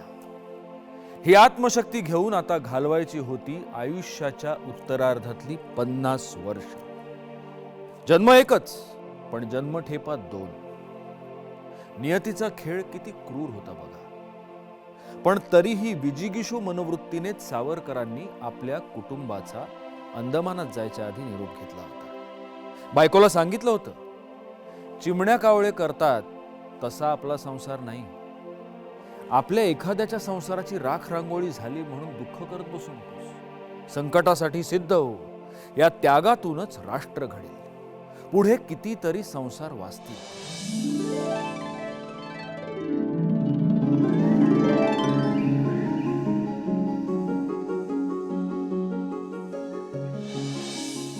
अंदमान निकोबार हा भारताच्या पूर्व किनाऱ्यावरचा 572 बेटांचा अतिशय मोलाचा द्वीपसमूह. रामायणाच्या काळात हनुमानावरून याचं नाव अंदमान पडलं असंही सांगतात. लंकेला जाण्यासाठी या बेटांवरून चढाई करावी अशी योजना रामाच्या मनात होती, पण नंतर त्याने तो विचार सोडला. 1857च्या स्वातंत्र्य समरानंतर ब्रिटिश अधिकारी अंदमानात आले आणि तिथे राहू लागले. भारतातील क्रूर कैद्यांसाठी अंदमान ही जागा अतिशय योग्य आहे असा विचार मनात आला तेव्हापासून येथे कैद्यांना आणायला सुरुवात झाली. पुढे या कैद्यांसाठी एक मोठं कारागृह बांधावं या कल्पनेतून अंदमानच्या एका टेकडीवर सेल्युलर जेल बांधायला सुरुवात झाली.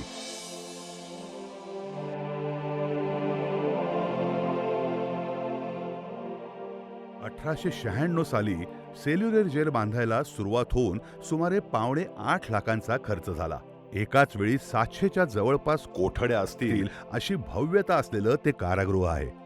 अशा कारागृहात सावरकरांची शिक्षा सुरू झाली. शिक्षा कसली, जिवंतपणी भोगाव्या लागणाऱ्या नरक यातना होत्या त्या. अंगाला 24 तास घाम फुटेल इतकं दमट हवामान आणि त्यात आडदांड जनावरांना द्याव्यात अशा क्रूर शिक्षा. शरीर आणि मन दोन्ही भानावर राहणार नाहीत इतके कठोर श्रम या 11 वर्षात सावरकरांच्या नशिबात होते.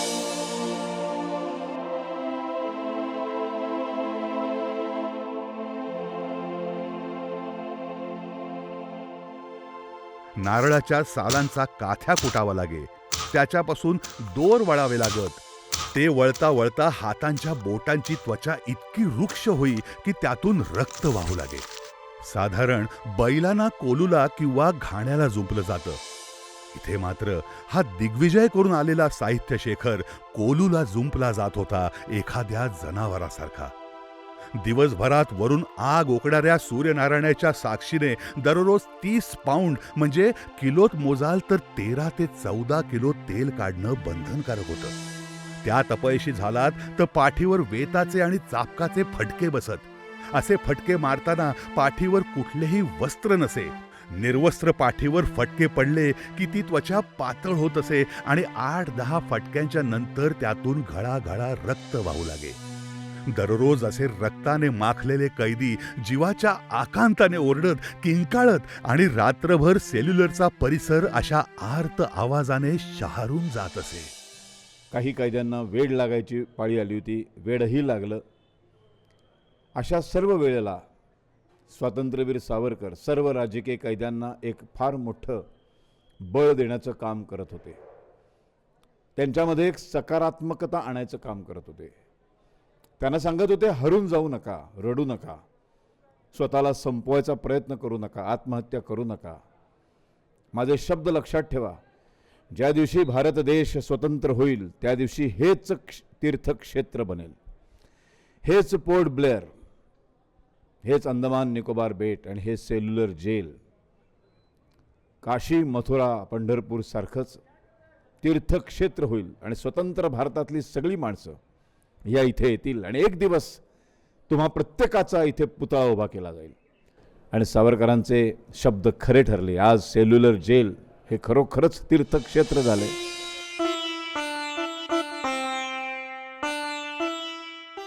सावरकर ज्या कोठडीत होते ती कोठडी नेमकी फाशी घरासमोर होती. म्हणजे दररोज 3-4 जण मरताना त्यांना पाहावे लागत.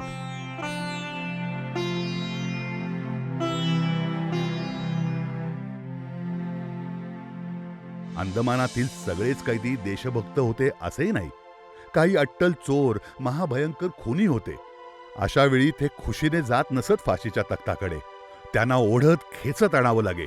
मग ते ओरडत रडत जीवाची भीक मागत. आणि हा सगळा जीवन मृत्यूचा संघर्ष सावरकर आपल्या कोठडीतून पाहत. दिवसाचे 8-8 तास कोलू फिरवूनही सावरकर केवळ 3 ते 4 लिटर तेल गाळू शकत. काही अट्टल गुन्हेगार सवयीचे झाल्यामुळे 6-7 लिटर तेल गाळत. अशा वेळी बारी सावरकरांकडे येऊन त्यांना खिजवायचा. म्हणायचा, तो कैदी पहा कितीतरी तेल गाळतो, तुम्हाला तेवढंही जमू नये. सावरकर तडक उत्तर द्यायचे, मी पुढच्या अर्ध्या तासात कविता लिहून दाखवू शकतो. त्या कैद्याला दिवसभरात 4 ओळी तरी लिहायला येतील का? बारी चरफाडायचा. तो म्हणायचा, मार्सेलहून निसटलास, पण इथे तसा प्रयत्नही करू नका. मी इथला भगवान आहे. इथली पानंही माझ्या परवानगीनं चळचळतात आणि इथं तुम्हाला पुढची 50 वर्ष काढायची आहेत हे विसरू नका. त्यावर सावरकर अभिमानानं म्हणायचे, 50 वर्ष? अरे 50 वर्ष तुझं सरकार या देशात राहील तरी काय?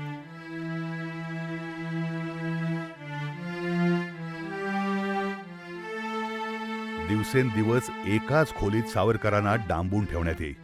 उन्हाची तिरीप येत नसे न वाऱ्याची झुळूक. सगळ्याच नैसर्गिक हक्कांना इथे मज्जाव होता. या अंधार कोठडीत सावरकरांच्या मदतीला धावली सगळ्या मानवनिर्मित भिंतींना भेदून आकाशात उड्डाण करणारी त्यांची प्रतिभा. या प्रतिभा देवीची आराधना सावरकर करू लागले. त्यांना काव्य स्फुरू लागले. घाय पात्याच्या काट्यांची लेखणी करून आणि कोठडीच्या भिंतींचा कागद करून कमला काव्य साकारू लागले अंदमानाच्या अंधेरीत. काव्य जेव्हा टॉर्चर करतात तेव्हा तुम्हाला कविता कशी सुचणार? पण ते काव्यच होतं ज्यांनी अंदमानसारख्या काळ्या पाण्याच्या जेलमध्ये सावरकरांना शेवटपर्यंत जिवंत ठेवलं. ते त्यांचं काव्यामुळे ते जिवंत राहिले. सो जेव्हा टॉर्चर होत असतं समोर माणसांना त्यांच्या फाशी करतोय ते फाशी देताना माणसं दिसत आहेत. इतकं परिस्थिती असताना जीती दुनिया उसी सिकंदर पर भी जो के शेर हुआ, भागे यूनानी भारत आके जो ना तनिक भी देर हुआ, महाराज कहा वो आज श्री चंद्रगुप्त बलशाली है, रक्त रक्त में अपने भाई हम ही हमारे वाली हैं. हे काव्य असं सुचू कसं शकतं ना एखाद्या माणसाला? यही पाओगे महेश्वरे में जबा मेरी बया मेरा, मैं बंदा हिंद वालों का यह हिंदुस्तान मेरा. अंदमानातले बहुतांश कैदी अशिक्षित आहेत हे लक्षात आल्यावर सावरकरांनी त्या कैद्यांना एकत्र करून त्यांचे शिकवणी वर्ग घ्यायला आरंभ केला. राजबंद्यांच्या हक्कासाठी ते लढले. इतके कष्ट उपसून सुद्धा हा माणूस ना थकत होता ना थांबत होता. पण सावरकरांच्या बाबतीत नियती सुद्धा नाराज होऊन बसली होती. ते अंदमानात कैद्यांना शिक्षित करत जरी असले तरी इकडे मात्र मुंबई विद्यापीठाने त्यांची BA पदवीच काढून घेतली. अमानवीय छळ होत होता आणि त्यामुळे या सगळ्या क्रांतिकारकांनी एकत्र येऊन तिथे संप केला आणि साधारण 14 साली त्याला यश आलं आणि सावरकर आणि अन्य 6 क्रांतिकारक सोडले तर बाकी सगळ्यांना भारतात पाठवण्याचा निर्णय झाला. आणि त्याच्यानंतर एक सावरकरांचं वैशिष्ट्य किंवा काय ब्रिटिश त्यांना किती घाबरत होते ह्याचा जर आपण एक पुरावा बघितला तर केवळ सावरकर असे क्रांतिकारक होते की ज्यांना शेवटपर्यंत म्हणजे 1921 त्यांना अंदमानातनं जेव्हा भारतात आणलं तोपर्यंत त्यांना कोठडी बंद करत होते आणि अन्य क्रांतिकारकांना ते बाहेर राहायची अनुमती मिळाली होती. पण सावरकरांना ब्रिटिश सरकार ही अनुमती द्यायला तयार नव्हतं. याचं कारण रेजिनॉल्ड केडॉक हे तत्कालीन जे गृहमंत्री होते त्यांनी लिहून ठेवलेलं आहे. त्यांनी असं सांगितलं की सावरकर इतके महत्त्वाचे क्रांतिकारक आहेत की जर त्यांना आपण बेटावर बाहेर सोडलं म्हणजे बेटावर अन्य क्रांतिकारकांना जसं त्यांचं वस्ती करून राहण्याची स्वतःच्या हस्ते जेवण करण्याची परवानगी होती तर जर सावरकरांना आपण बेटावर सोडलं तर अंदमान हे बेटच एकतर पूर्ण तुरुंग होतं. पण त्यांचे क्रांतिकारक मित्र त्यांना कुठलेही येऊन सोडवतील आणि त्याच्यामुळे सावरकरांना आजीवन तुरुंगातच ठेवावं असं रेकमेंडेशन त्यांनी दिलं होतं. अंदमानाच्या काळ कोठडीत असताना सावरकरांना मातृस्थानी असलेली त्यांची वहिनी जी त्यांच्यासाठी स्फूर्तिदात्री होती तिच्या निधनाची वार्ता समजली. जयासी तुवा प्रतिपाडिले, मातेचे स्मरण होऊ न दिले, श्रीमती वहिनी वत्सले, बंधू तुझा तो तुझनमी. अंदमानच्याच कोठडीत त्यांना एक दिवस अचानक समोर एक ओळखीची आकृती दिसते. त्यांचे थोरले बंधू बाबाराव हेही याच कारागृहात होते. एकमेकांना पाहून दोघेही कळवळले. एकमेकांना म्हणाले, तुम्ही इथेच? अरे मी समजत होतो माझ्या माघारी तू देशाच्या स्वातंत्र्यासाठी लढशील. आता आपल्या व्रताचं काय होईल? मातृभूमी मुक्त कशी होईल? एकाहून एक संकट येत होतीच. त्यामुळे दोनही भावांची प्रकृती पुरती ढासळली.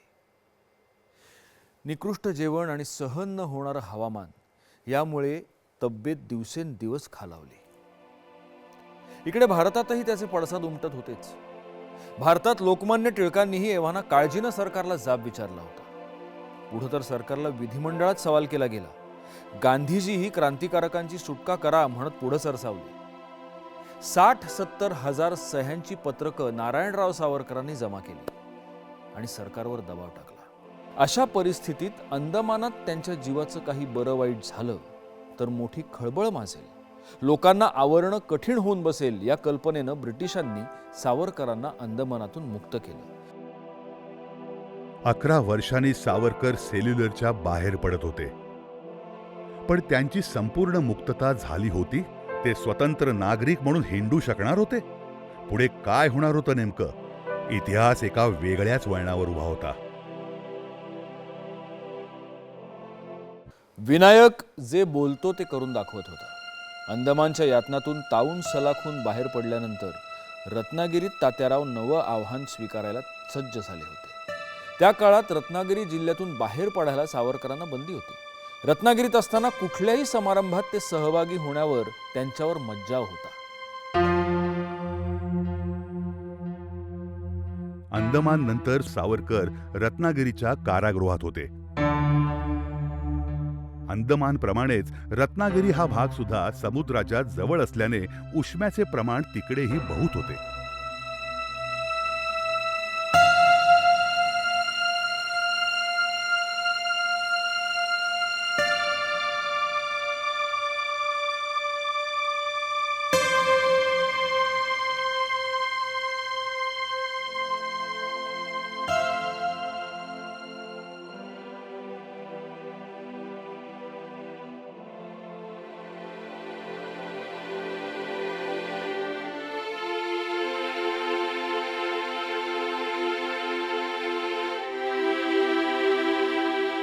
एका अतिशय अरुंद आणि अपुरा प्रकाश असलेली आडवाटेवरची ती खोली. ते 16 मे 1921 पासून ते 3 सप्टेंबर 1923 पर्यंत साधारण 2.25 वर्षाचा कालावधी सावरकरांनी या कोठडीमध्ये व्यतीत केलेला होता. या कोठडीचा दरवाजा हा असा अँटी क्लॉकवाईज रोटेट होऊन इथं बंद होतो. हा दरवाजा इथं बंद झाल्यानंतर इथं एक लॉक लावलं जाईल. ही जी साखळी आहे ती साखळी इथं लावली जाईल आणि अशा पद्धतीनं एकाच दरवाजाला 2 लॉक आहेत.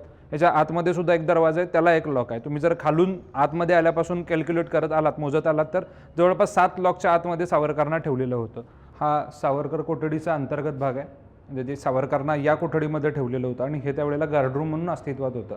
सावरकरांच्यावर लक्ष ठेवायला जे काही गार्ड असायचे ते गार्ड सगळे या रूममध्ये वगैरे असायचे आणि इथून ते लक्ष ठेवले जायचे.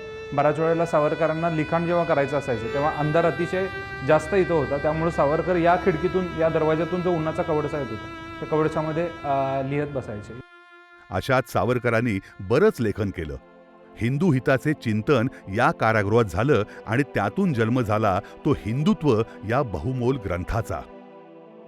इथं ठेवण्याचं कारण असं होतं की इन केस जर कधी सावरकरांना सोडवण्यासाठी म्हणून क्रांतिकारकांनी हल्ला केला किंवा जेल ब्रेक करण्याचा प्रयत्न केला तर सावरकरांना ते आतमध्ये शोधत राहतील. सावरकर इथे आहे ते कुणाला माहिती होऊ देणार नाहीत.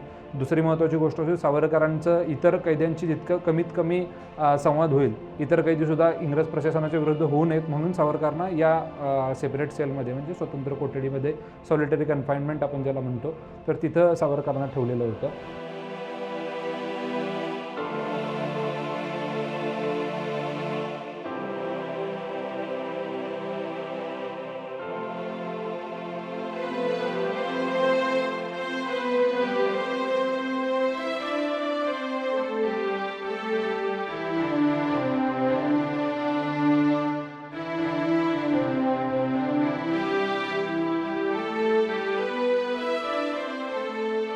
मंदिर प्रवेशासाठी देशातील अनेक धुरंधर जेव्हा प्रयत्न करत होते तेव्हा तात्याराव सावरकरांनी वेगळी वाट धरली होती. मंदिरात जाऊ देत नाहीत काय, मी देवाला धरून आणतो आणि नवं मंदिरच उभारतो असं म्हणत त्यांनी पतितांना पावन करून घेण्यासाठी रत्नागिरीत पतित पावन लक्ष्मीनारायण मंदिर उभारलं.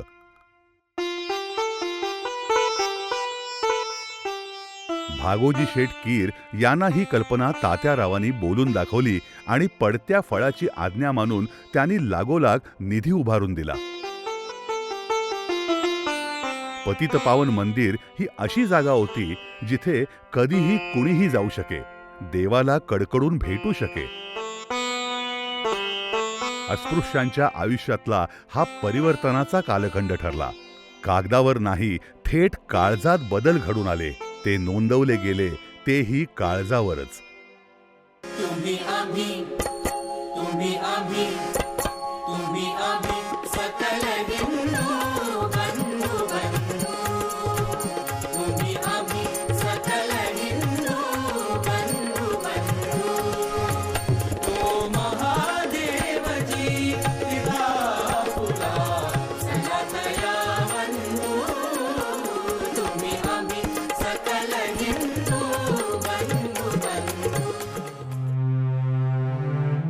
खरं तर सावरकरांचा पिंड अस्सल क्रांतिकारकाचा. मग कर्मविकोपाच्या काळात या राष्ट्रक्रांतिकारकाने समाज क्रांतिकारकाचे काम हाती घेतले होते. अमानुष अस्पृश्यतेविरोधात त्यांची लेखणी तलवारीसारखी तिखट झाली होती. इतका काळ सावरकर इंग्रजांशी लढत होते, मात्र दुर्दैवाने हा लढा त्यांना लढावा लागणार होता स्वजनांशी. उच्चवर्णीयांचा प्रभाव झटकून खुलेपणाने अस्पृश्यांना जवळ करण्याची कोणाची टाप नव्हती. अशा काळात तात्याराव सावरकरांनी रत्नागिरीच्या ब्राह्मणबहुल भागात अस्पृश्यांसाठी नंदनवन खुलं केलं. रत्नागिरीमधून ही जी काय पूर्वास्पृश्य मंडळी आहेत त्यांचं एक भजनी मंडळ बोलवून घेतलं. त्या भजनी मंडळाला घेऊन सर्व हिंदू जातीतील लोकांना एकत्र घेऊन मारुती मंदिराच्या त्या परिसरात त्या पालखीची प्रदक्षिणा सावरकरांनी आणि त्यांच्या अनुयायांनी, समाजसुधारक मंडळींनी हे एकत्रितरित्या पूर्ण केले आणि तिथून मंदिर प्रवेश ही चळवळ म्हणून सावरकरांनी हाती घेतलेली आहे. मला देवाचे दर्शन घेऊ द्या, डोळे भरून देवास मला पाहू द्या, मला देवाचे दर्शन घेऊ द्या.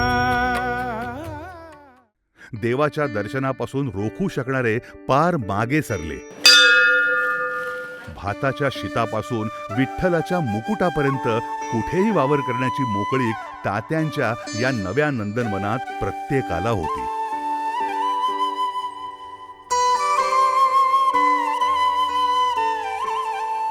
सावरकरांच्या पत्नी माई, त्या माई आणि माझी आई होती पण माई, या दोघी जसं तात्यावरती आहेत आणि माई खाली राहत.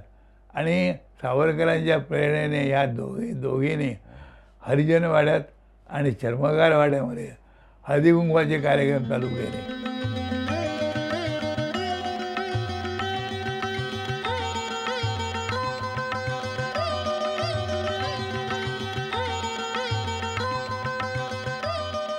रत्नागिरी गावाबाहेर एका उंचशा जागी दामले कुटुंब राहत असे. आजूबाजूला आंब्याची झाडं, नारळाची झाडं असा तो संपन्न परिसर होता. घर लहान असलं तरी टुमदार होतं. मग आमचे जे आजे सासरे होते विष्णुपंत काशीनाथ दामले, ते टिळक भक्त होते. त्यांना भेटायला गेले. म्हणाले आमच्याकडे शिरगावात काय ब्रेकची साथ नाही आहे, एक लहानशी भाताच्या कोठ्यात लहानशी खोली आहे तुम्हाला स्वतंत्र म्हणून, बघा तुम्हाला राहायला या अशी आमची इच्छा आहे. तर तो विचार सावरकरांना पटला आणि ते दुसऱ्या दिवशी इथं खोली बघायला आले. हे भाताचं कोठार होतं. आता हे मोठं झालं आहे. पहिल्यांदा लहानशी खोली होती, पण त्यांना ती आवडली. म्हणाले तुरुंगातल्यापेक्षा इथं स्वातंत्र्य आहे आणि म्हणून ते इथे राहायला आले. आणि इथं आल्यावर त्यांनी हिंदू पद्पातशाही नावाचा ग्रंथ लिहिला, इथे ह्याच्यातच डेस्कवर बसून. 1924च्या दरम्यान डॉक्टर हेडगेवार नागपुरातून आपल्या काही सहकारी लोकांच्या बरोबर आलेले होते. RSSची स्थापना करण्याच्या दृष्टीने त्यांचा विचार आलेला होता आणि ती चर्चा करण्यासाठी हेडगेवार सावरकरांची भेट घ्यायला आलेले होते. ते त्यांची बोलणी झाली, त्यांचं सगळं झालं. हे सगळं बंदिस्त बाहेर पोलीस पण असायचे त्यावेळेला, कोण आलं कोण गेलं वगैरे बघण्यासाठी. तर ह्या खोलीत त्यांची ती चर्चा झाली आणि हेडगेवारांनी सावरकरांच्याकडून इथे ह्या खोलीत प्रेरणा घेतली आणि नंतर दसऱ्याला त्यांनी राष्ट्रीय स्वयंसेवक संघाची स्थापना केली. ही गोष्ट घडली 1925 सालच्या दसऱ्याला.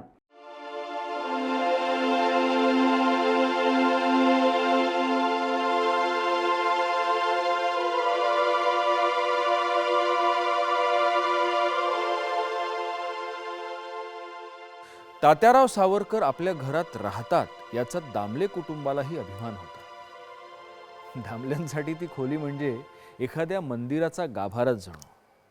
हल्लीच्या काळात एकट्या दुकट्यानं चळवळ करून काय घडतं का असा प्रश्न आपल्याला पडतो. पण अशा वेळी सावरकरांच्या प्रेरणेनं पावन झालेल्या या दोनही वास्तू आजही साक्ष देतात, आपल्याला सांगतात तळमळीने चळवळ कराल तर यश नक्की मिळेल.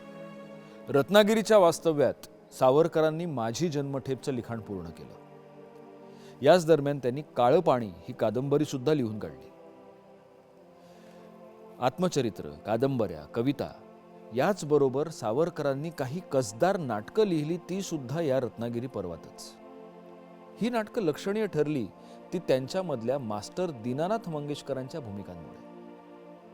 त्यावेळेपासून मंगेशकर कुटुंबियांचे सावरकर कुटुंबाशी बंध जोडले गेले ते कायमचे. मी भेटले म्हणजे त्यांना मी माझ्या एका चित्राच्या मुहूर्तासाठी बोलवायला गेले होते. तेव्हा मला तात्या म्हणाले की मी फार अभागी आहे, तू काही मला नेऊ नकोस, तुझं चित्र चालणार नाही एखाद्या वेळेस. तर मी तात्यांना सांगितलं की म्हटलं माझं चित्र चाललं नाही तरी हरकत नाही, पण तुम्ही मात्र यावं आणि त्याचा मुहूर्त करावा अशी माझी इच्छा आहे. आणि ते आले त्याप्रमाणे. ह्या मुहूर्ताच्या याच्यानंतर मी तात्यांकडे आमचं येणं जाणं वरचेवर होऊ लागलं. माझ्या वडिलांना माझ्या आईचे हातचे काही पदार्थ आवडत असत. रत्नागिरीला ते असताना माझी आई त्यांना पाठवत असे नेहमी. तर इथंसुद्धा मग आम्ही त्यांच्यासाठी घेऊन जात असो आणि ते मोठ्या कौतुकाने, जरी त्यांची तब्येत बरी नव्हती तरी ते खायचे. धर्मातल्या सगळ्या भिंती सावरकर मोडून टाकत होते. त्यामुळे समाजाच्या प्रत्येक स्तरात झालेला बदल ठळकपणे दिसून येत होता. मनापासून चळवळ सुरू केली तर ती सफळ होते याचा वास्तुपाठ इथे रत्नागिरीत सावरकरांनी घालून दिला. रोटीबंदी, बेटीबंदी आणि स्पर्शबंदी ह्या 3 ज्या बेड्या आहेत तो थेट जातीशी निगडीत प्रश्न आहे. आणि हे जर तोडायचं असेल तर आपल्याला सरमिसळ करावी लागेल. मग ती कशी करायची? सामाजिक क्षेत्र असो, आध्यात्मिक क्षेत्र असो, शैक्षणिक क्षेत्र असो, या तिन्ही क्षेत्रात एकमेकांपासून दूर गेलेला समाज हा एकत्र कसा करायचा याचं चिंतन सावरकरांनी केलं आणि अत्यंत रेखीव कार्यक्रम त्यांनी तिथे रत्नागिरीच्या आपल्या वास्तव्यात आखला. आणि अखेर तो दिवस उजाडला. 1910 साली जे निर्बंध ब्रिटिशांनी सावरकरांवर घातले होते ते पूर्णपणे नाहीसे होण्याचा तो दिवस अखेर उजाडला. अंदमानची 11 वर्ष, त्यानंतर 3 वर्षांचा तुरुंगवास, ते रत्नागिरीचा स्थानबद्धतेचा काळ, या सगळ्यातून सावरकर आता मुक्त होत होते.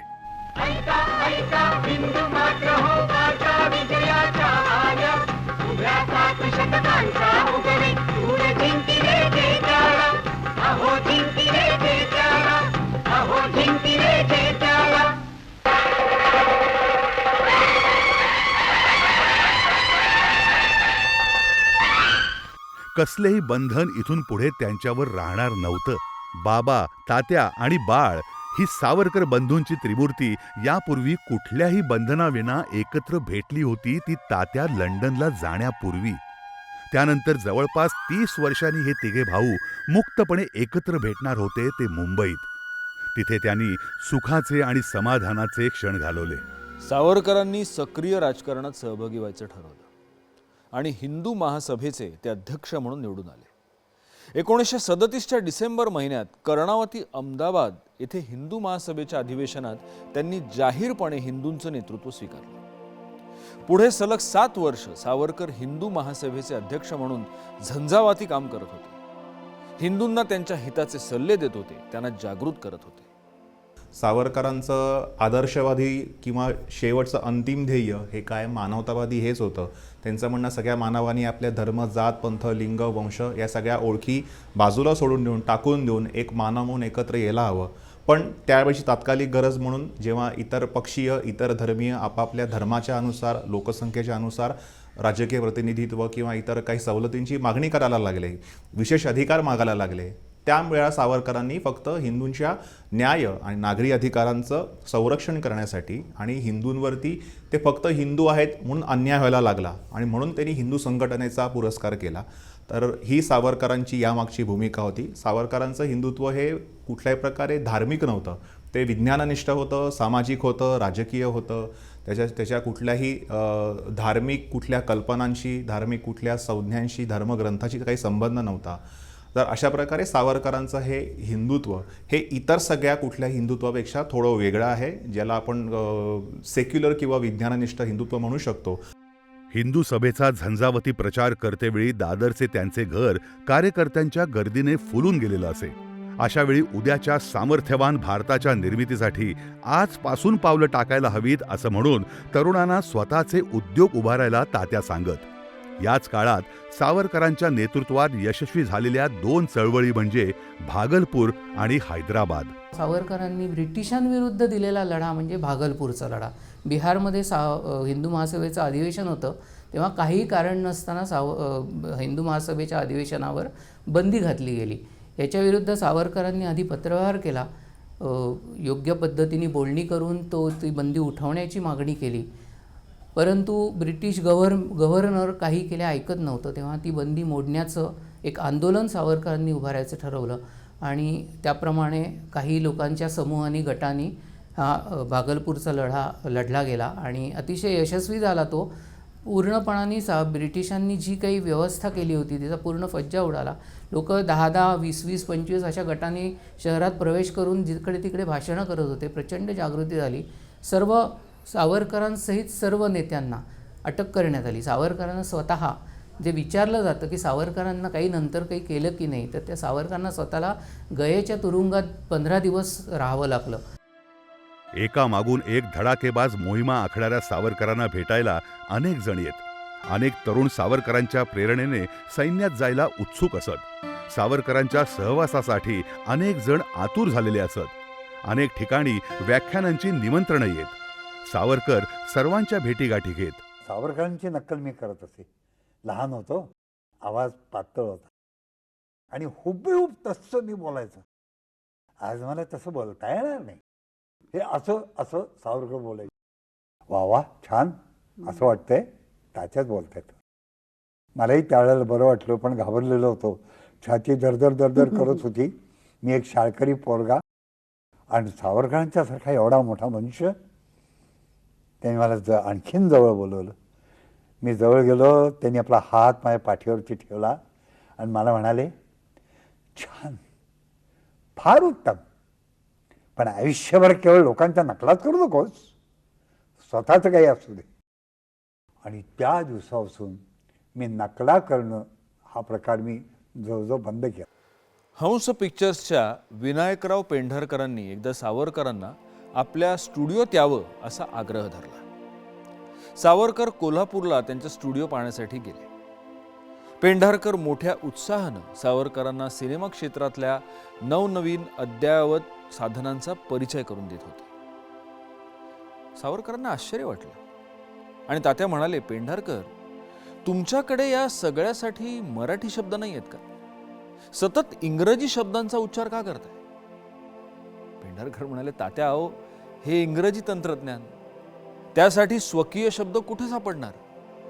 नेमकी हीच बाब सावरकरांच्या जिव्हारी लागली आणि त्यांनी सिनेमा क्षेत्रातल्या शब्दांना नवे मराठी प्रतिशब्द योजायला सुरुवात केली. तात्याराव एक एक शब्द प्रसवू लागले आणि पेंढारकर ते शब्द उतरवून घेऊ लागले. ज्या हंस पिक्चर स्टुडिओत तात्याराव बसले होते त्याला त्यांनी प्रतिशब्द शोधला, कला मंदिर. शूटिंगला चित्रीकरण, फोटोग्राफरला छायाचित्रकार, डायरेक्टरला दिग्दर्शक, एडिटरला संकलक असे एकाहून एक अर्थपूर्ण मराठी शब्द सावरकरांनी रचले. भाषा शुद्धी आणि लिपी शुद्धीच्या एका प्रदीर्घ आणि भाषा संवर्धक आंदोलनाची ही एक नांदी ठरली. लहान मुलाशी असं बोलतात, ते बोलत होते. मी आपलं त्यांच्याकडे भारावून बघत होतो नुसतं. नंतर म्हटलं की मला स्वाक्षरी हवी. पेन दिला काढून. मला विचार याला काय म्हणतात? झरणी. सेक्रेटरी लेखणी. मला की तुम्हाला या गोष्टीचा नाद दिसतोय. मग एक पुस्तक दिलं, त्याच्यावर सही करून दिलं, अक्षर सुधारा. पुढे आपल्या लेखनात आणि व्याख्यानात सावरकर कटाक्षाने मराठी शब्द वापरत आणि इतरांना मराठी शब्द वापरायला प्रोत्साहित करत.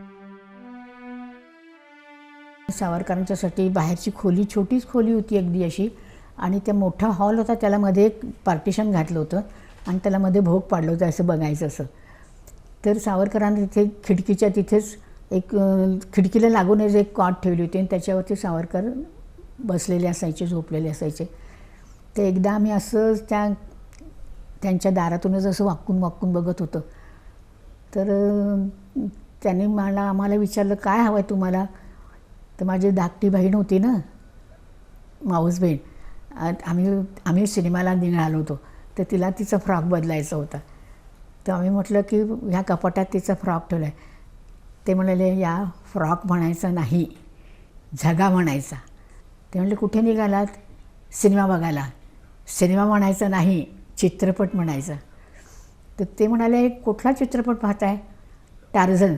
बघा म्हणाले, टार्झन सिनेमा बघा आणि तुम्ही परत आल्यानंतर मला सांगा टार्झन चित्रपट कसा वाटतोय. मुंबईच्या सावरकर सदनात एक महत्त्वाची भेट झाली ती तात्या आणि देशगौरव नेताजी सुभाषचंद्र बोस यांची. सावरकरांनी त्यांना रासबिहारी बोसांचं पत्र दिलं आणि भारताबाहेर संघटन उभारण्याचा सल्ला दिला. दुसऱ्या महायुद्धाच्या वेळी नेताजींनी तात्यांचा सल्ला ऐकला आणि पुढे आझाद हिंद नावाचा चमत्कार घडला. सिंगापूरच्या आझाद हिंद सेनेच्या नभोवाणीवरून दिनांक 25 जून 1944 रोजी बोलताना सुभाषबाबूंनी सावरकरांच्या सैनिकीकरणाच्या धोरणाचा पुरस्कार केला. नेताजी म्हणाले, काँग्रेसमध्ये बहुतेक अदूरदर्शी पुढारी ब्रिटिश सरकारात दाखल झालेल्या हिंदी सैनिकांना भाडोत्री आणि पोटभरू म्हणून निंदत असताना वीर सावरकर हे तरुणांना सैन्यात शिरा म्हणून आग्रह करत आहेत, ही अतिशय उत्साहाची गोष्ट आहे. कारण ब्रिटिश लष्करात असलेल्या हिंदी तरुणांमधूनच आमच्या आझाद हिंद सेनेला प्रशिक्षित तरुणांचा पुरवठा होत आहे. आझाद हिंद सेनेनेच सर्वात आधी अंदमान आणि निकोबार हा द्वीपसमूह जिंकून घेतला आणि नेताजींच्या नेतृत्वात अंदमानात पहिला तिरंगा फडकवला. भारताच्या आधी भारताचा पूर्व भूभाग अंशतः स्वतंत्र झाला. ज्या अंदमानात आपण इतकी वर्ष यमयातना सोसल्या, तो अंदमानचा भाग सर्वात आधी स्वतंत्र झाला हे पाहून तात्यांना आणि सगळ्याच क्रांतिकारकांना धन्यता वाटली. आणि 1857 मध्ये जे झालं ती इतकी भयंकर होळी आणि राख रांगोळी होती एका परीने बघायला गेलं तर उत्तर भारतामधली.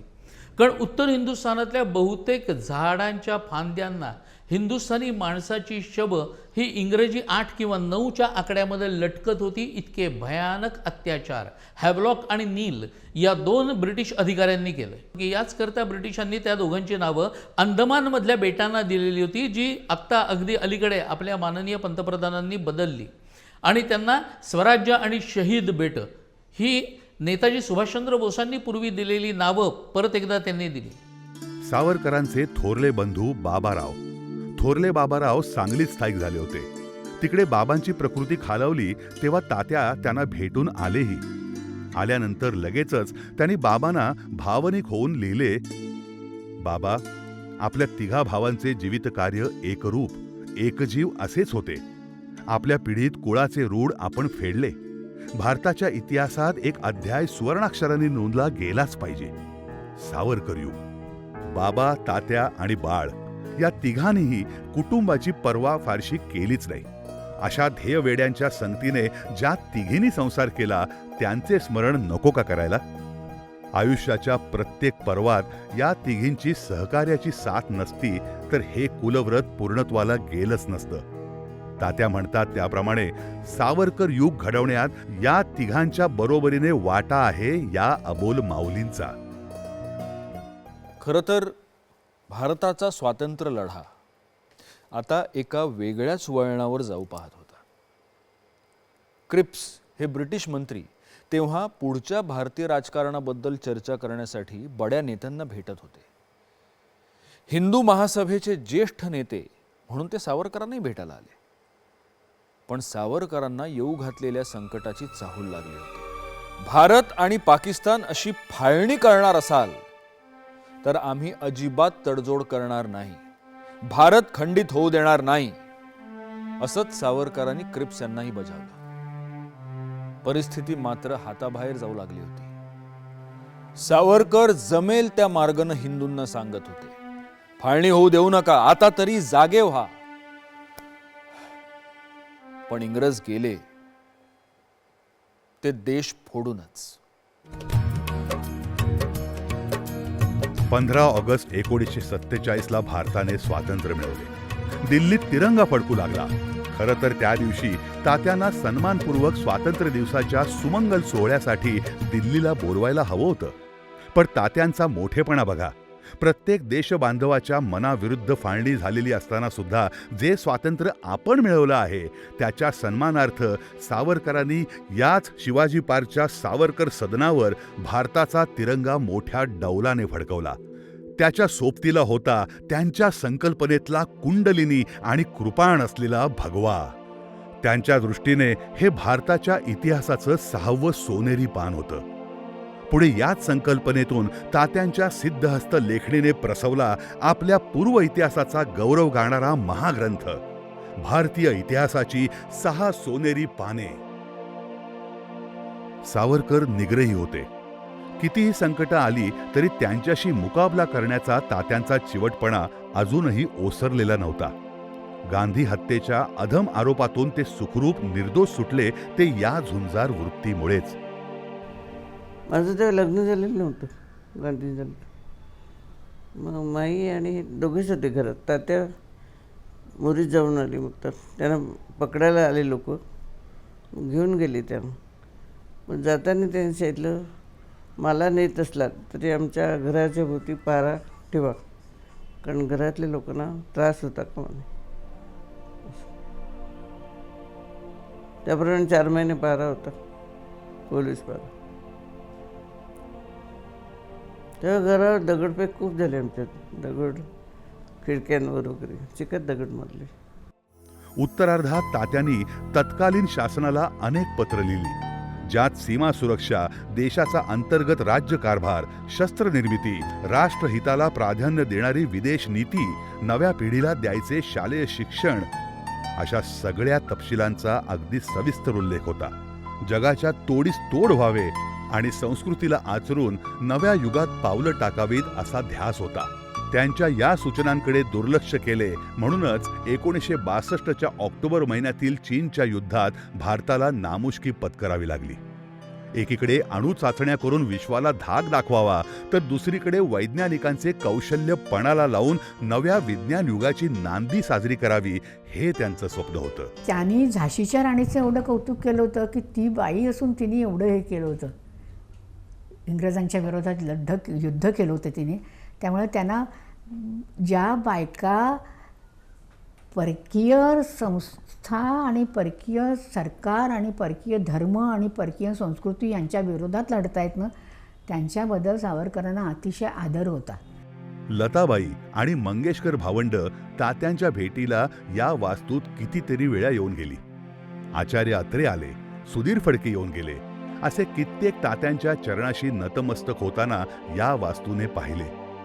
अनेक संस्थांनी तात्यांचे केलेले सन्मान, त्यांना दिलेली स्मृतिचिन्ह, मानपत्र या साऱ्याचे नंतरच्या कडू गोड आठवणींचे जणू एक लहानसे संग्रहालय या वास्तूने आज जपले आहे. सावरकरांच्या 80व्या वाढदिवसाच्या निमित्ताने त्यांचा मृत्युंजय दिवस मोठ्या उत्साहाने साजरा झाला.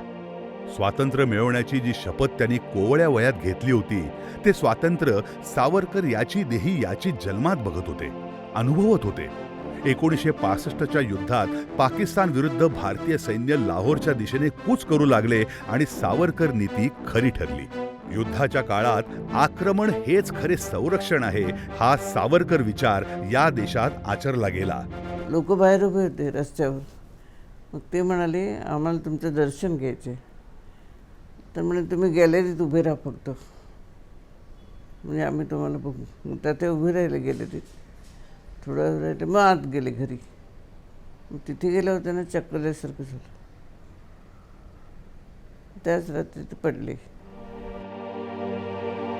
राष्ट्रीय स्वयंसेवक संघाच्या मित्र परिवाराने तात्यांना अखेरचं बोलतं करण्याचा प्रयत्न केला. त्यांनी विचारलं, भविष्यात राजकीय सत्तेसाठी कट्टर हिंदुत्वाची कुणाशी लढत होईल? हिंदुत्वाचा ज्वलंत पुरस्कर्ता असलेला हा स्वातंत्र्यवीर बोलू लागला, सांगू लागला, माझ्या कल्पनेतील हिंदू हा कट्टर नाही, तो लोकशाहीवादी आहे, तो मानवतावादी आहे. हिंदुत्वाच्या या मूलतत्वांवर विश्वास ठेवणारे एकत्र आले तर राजकीय सत्ता स्पर्धेचा प्रश्नच उरणार नाही. पुढे त्यांच्या मित्रांनी तात्यांना थेट विचारलं, आपली क्रांती पूर्ण झाली आहे का, की अजून आपण त्यातच आहोत? तात्या म्हणाले, आपल्या स्वातंत्र्याच्या प्राप्तीबरोबरच आपल्या क्रांतीचा अंत झाला आहे. बॉम्ब, पिस्तूल, बंदुकीचे दिवस आता संपले. आपण कष्टाने जे स्वातंत्र्य मिळवलं त्याच्या बळकटीकरणासाठी आता प्रत्येकाने झोकून द्यायला हवं. आमुचा स्वदेश हिंदुस्थान, आम्हा हिंदूंचा तो केवळ होय, जीव की प्राण स्वदेश हिंदुस्थान. आता मात्र प्रकृती साथ देत नव्हती. त्यानंतर तात्या जाहीरपणे समारंभांना जात नसत, वाढदिवस साजरा करत नसत. एव्हाना संधिकाल सुरू झालेला होता. तेल संपत चाललं होतं, तरीही ज्योत फडफडत होती. खरं तर वयाच्या 14व्या वर्षी त्या अष्टभुजेसमोर त्यांनी शपथ घेतली. तेव्हापासून अंदमानच्या कारागृहात असो किंवा मार्सलिसला उडी मारताना असो, मृत्यू सावरकरांच्या सोबत होता. तो कधीही त्यांच्यावरती झडप घालू शकत होता. पण आपल्या 83 वर्षांच्या आयुष्यामध्ये कधीही त्यानं सावरकरांवरती मात केली नाही. सावरकर विजयी झाले आणि विजयी होऊन आता मात्र कृतार्थ अंतःकरणाने सावरकरांनी असं ठरवलं की मी आत्मार्पण करणार, मी स्वतःहून त्याच्या स्वाधीन होणार. आणि 20व्या शतकामध्ये हे असं कृतार्थ होऊन आत्मार्पण करणारा हा एकमेव योगी, हा एकमेव महापुरुष. 1966च्या फेब्रुवारी महिन्याच्या आरंभी सावरकरांनी अन्नपाणी सोडलं. या महामानवाने प्रयोपवेशन सुरू केलं. 27 वर्ष कैद भोगून मुक्त झाल्यानंतर तात्या ज्या वास्तूत आले त्याच वास्तूतून 26 फेब्रुवारी 1966 रोजी त्याच दादरच्या सावरकर सदनातून धन्योहम म्हणत या स्वातंत्र्यवीराचा प्रवास सुरू झाला होता, अंतिम मुक्ती मार्गाच्या दिशेने. राष्ट्राचा विचार करत सदैव जागृत रहा असं म्हणणारा क्रांतियुद्धाचा उद्गाता आता मात्र कायमच्या मौनात गेला होता. एक चिरंतन समाधी त्यांनी स्वतःहून घेतली होती. चंदनवाडीत त्यांच्यावर अंत्यसंस्कार करण्यात आले. कसलेही मंत्र तंत्र न म्हणता थेट माझा देह त्या विद्युत दाहिनीत झोकून द्या असं सांगणारा हा स्वातंत्र्यवीर, नव्या युगाचा विज्ञानवीर आता कायमचा विसावला होता. एक मूर्तिमंत अग्निपुत्र, तेजाचा अंश पुन्हा एकदा अग्नीच्या स्वाधीन झाला. अपार देशप्रेमाने या इवल्याशा ज्योतीने जणू सहस्त्र सूर्यांना गवसणी घातली होती. सावरकर माने तेज, सावरकर माने त्याग, सावरकर माने तप, सावरकर माने तीखापन. कैसा बहुरंगी व्यक्तित्व.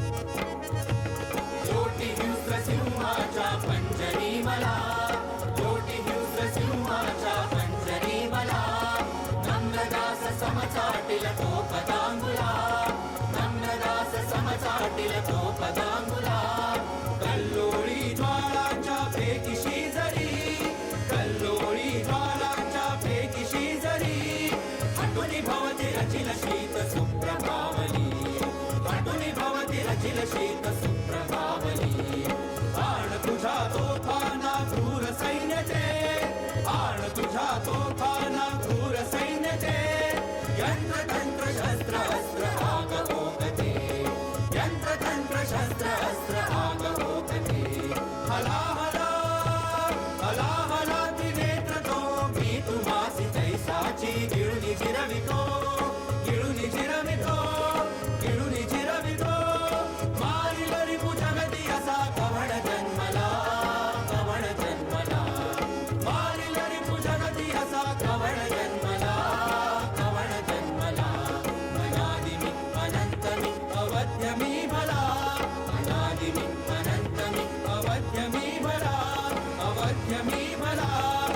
मध्यमी म्हणा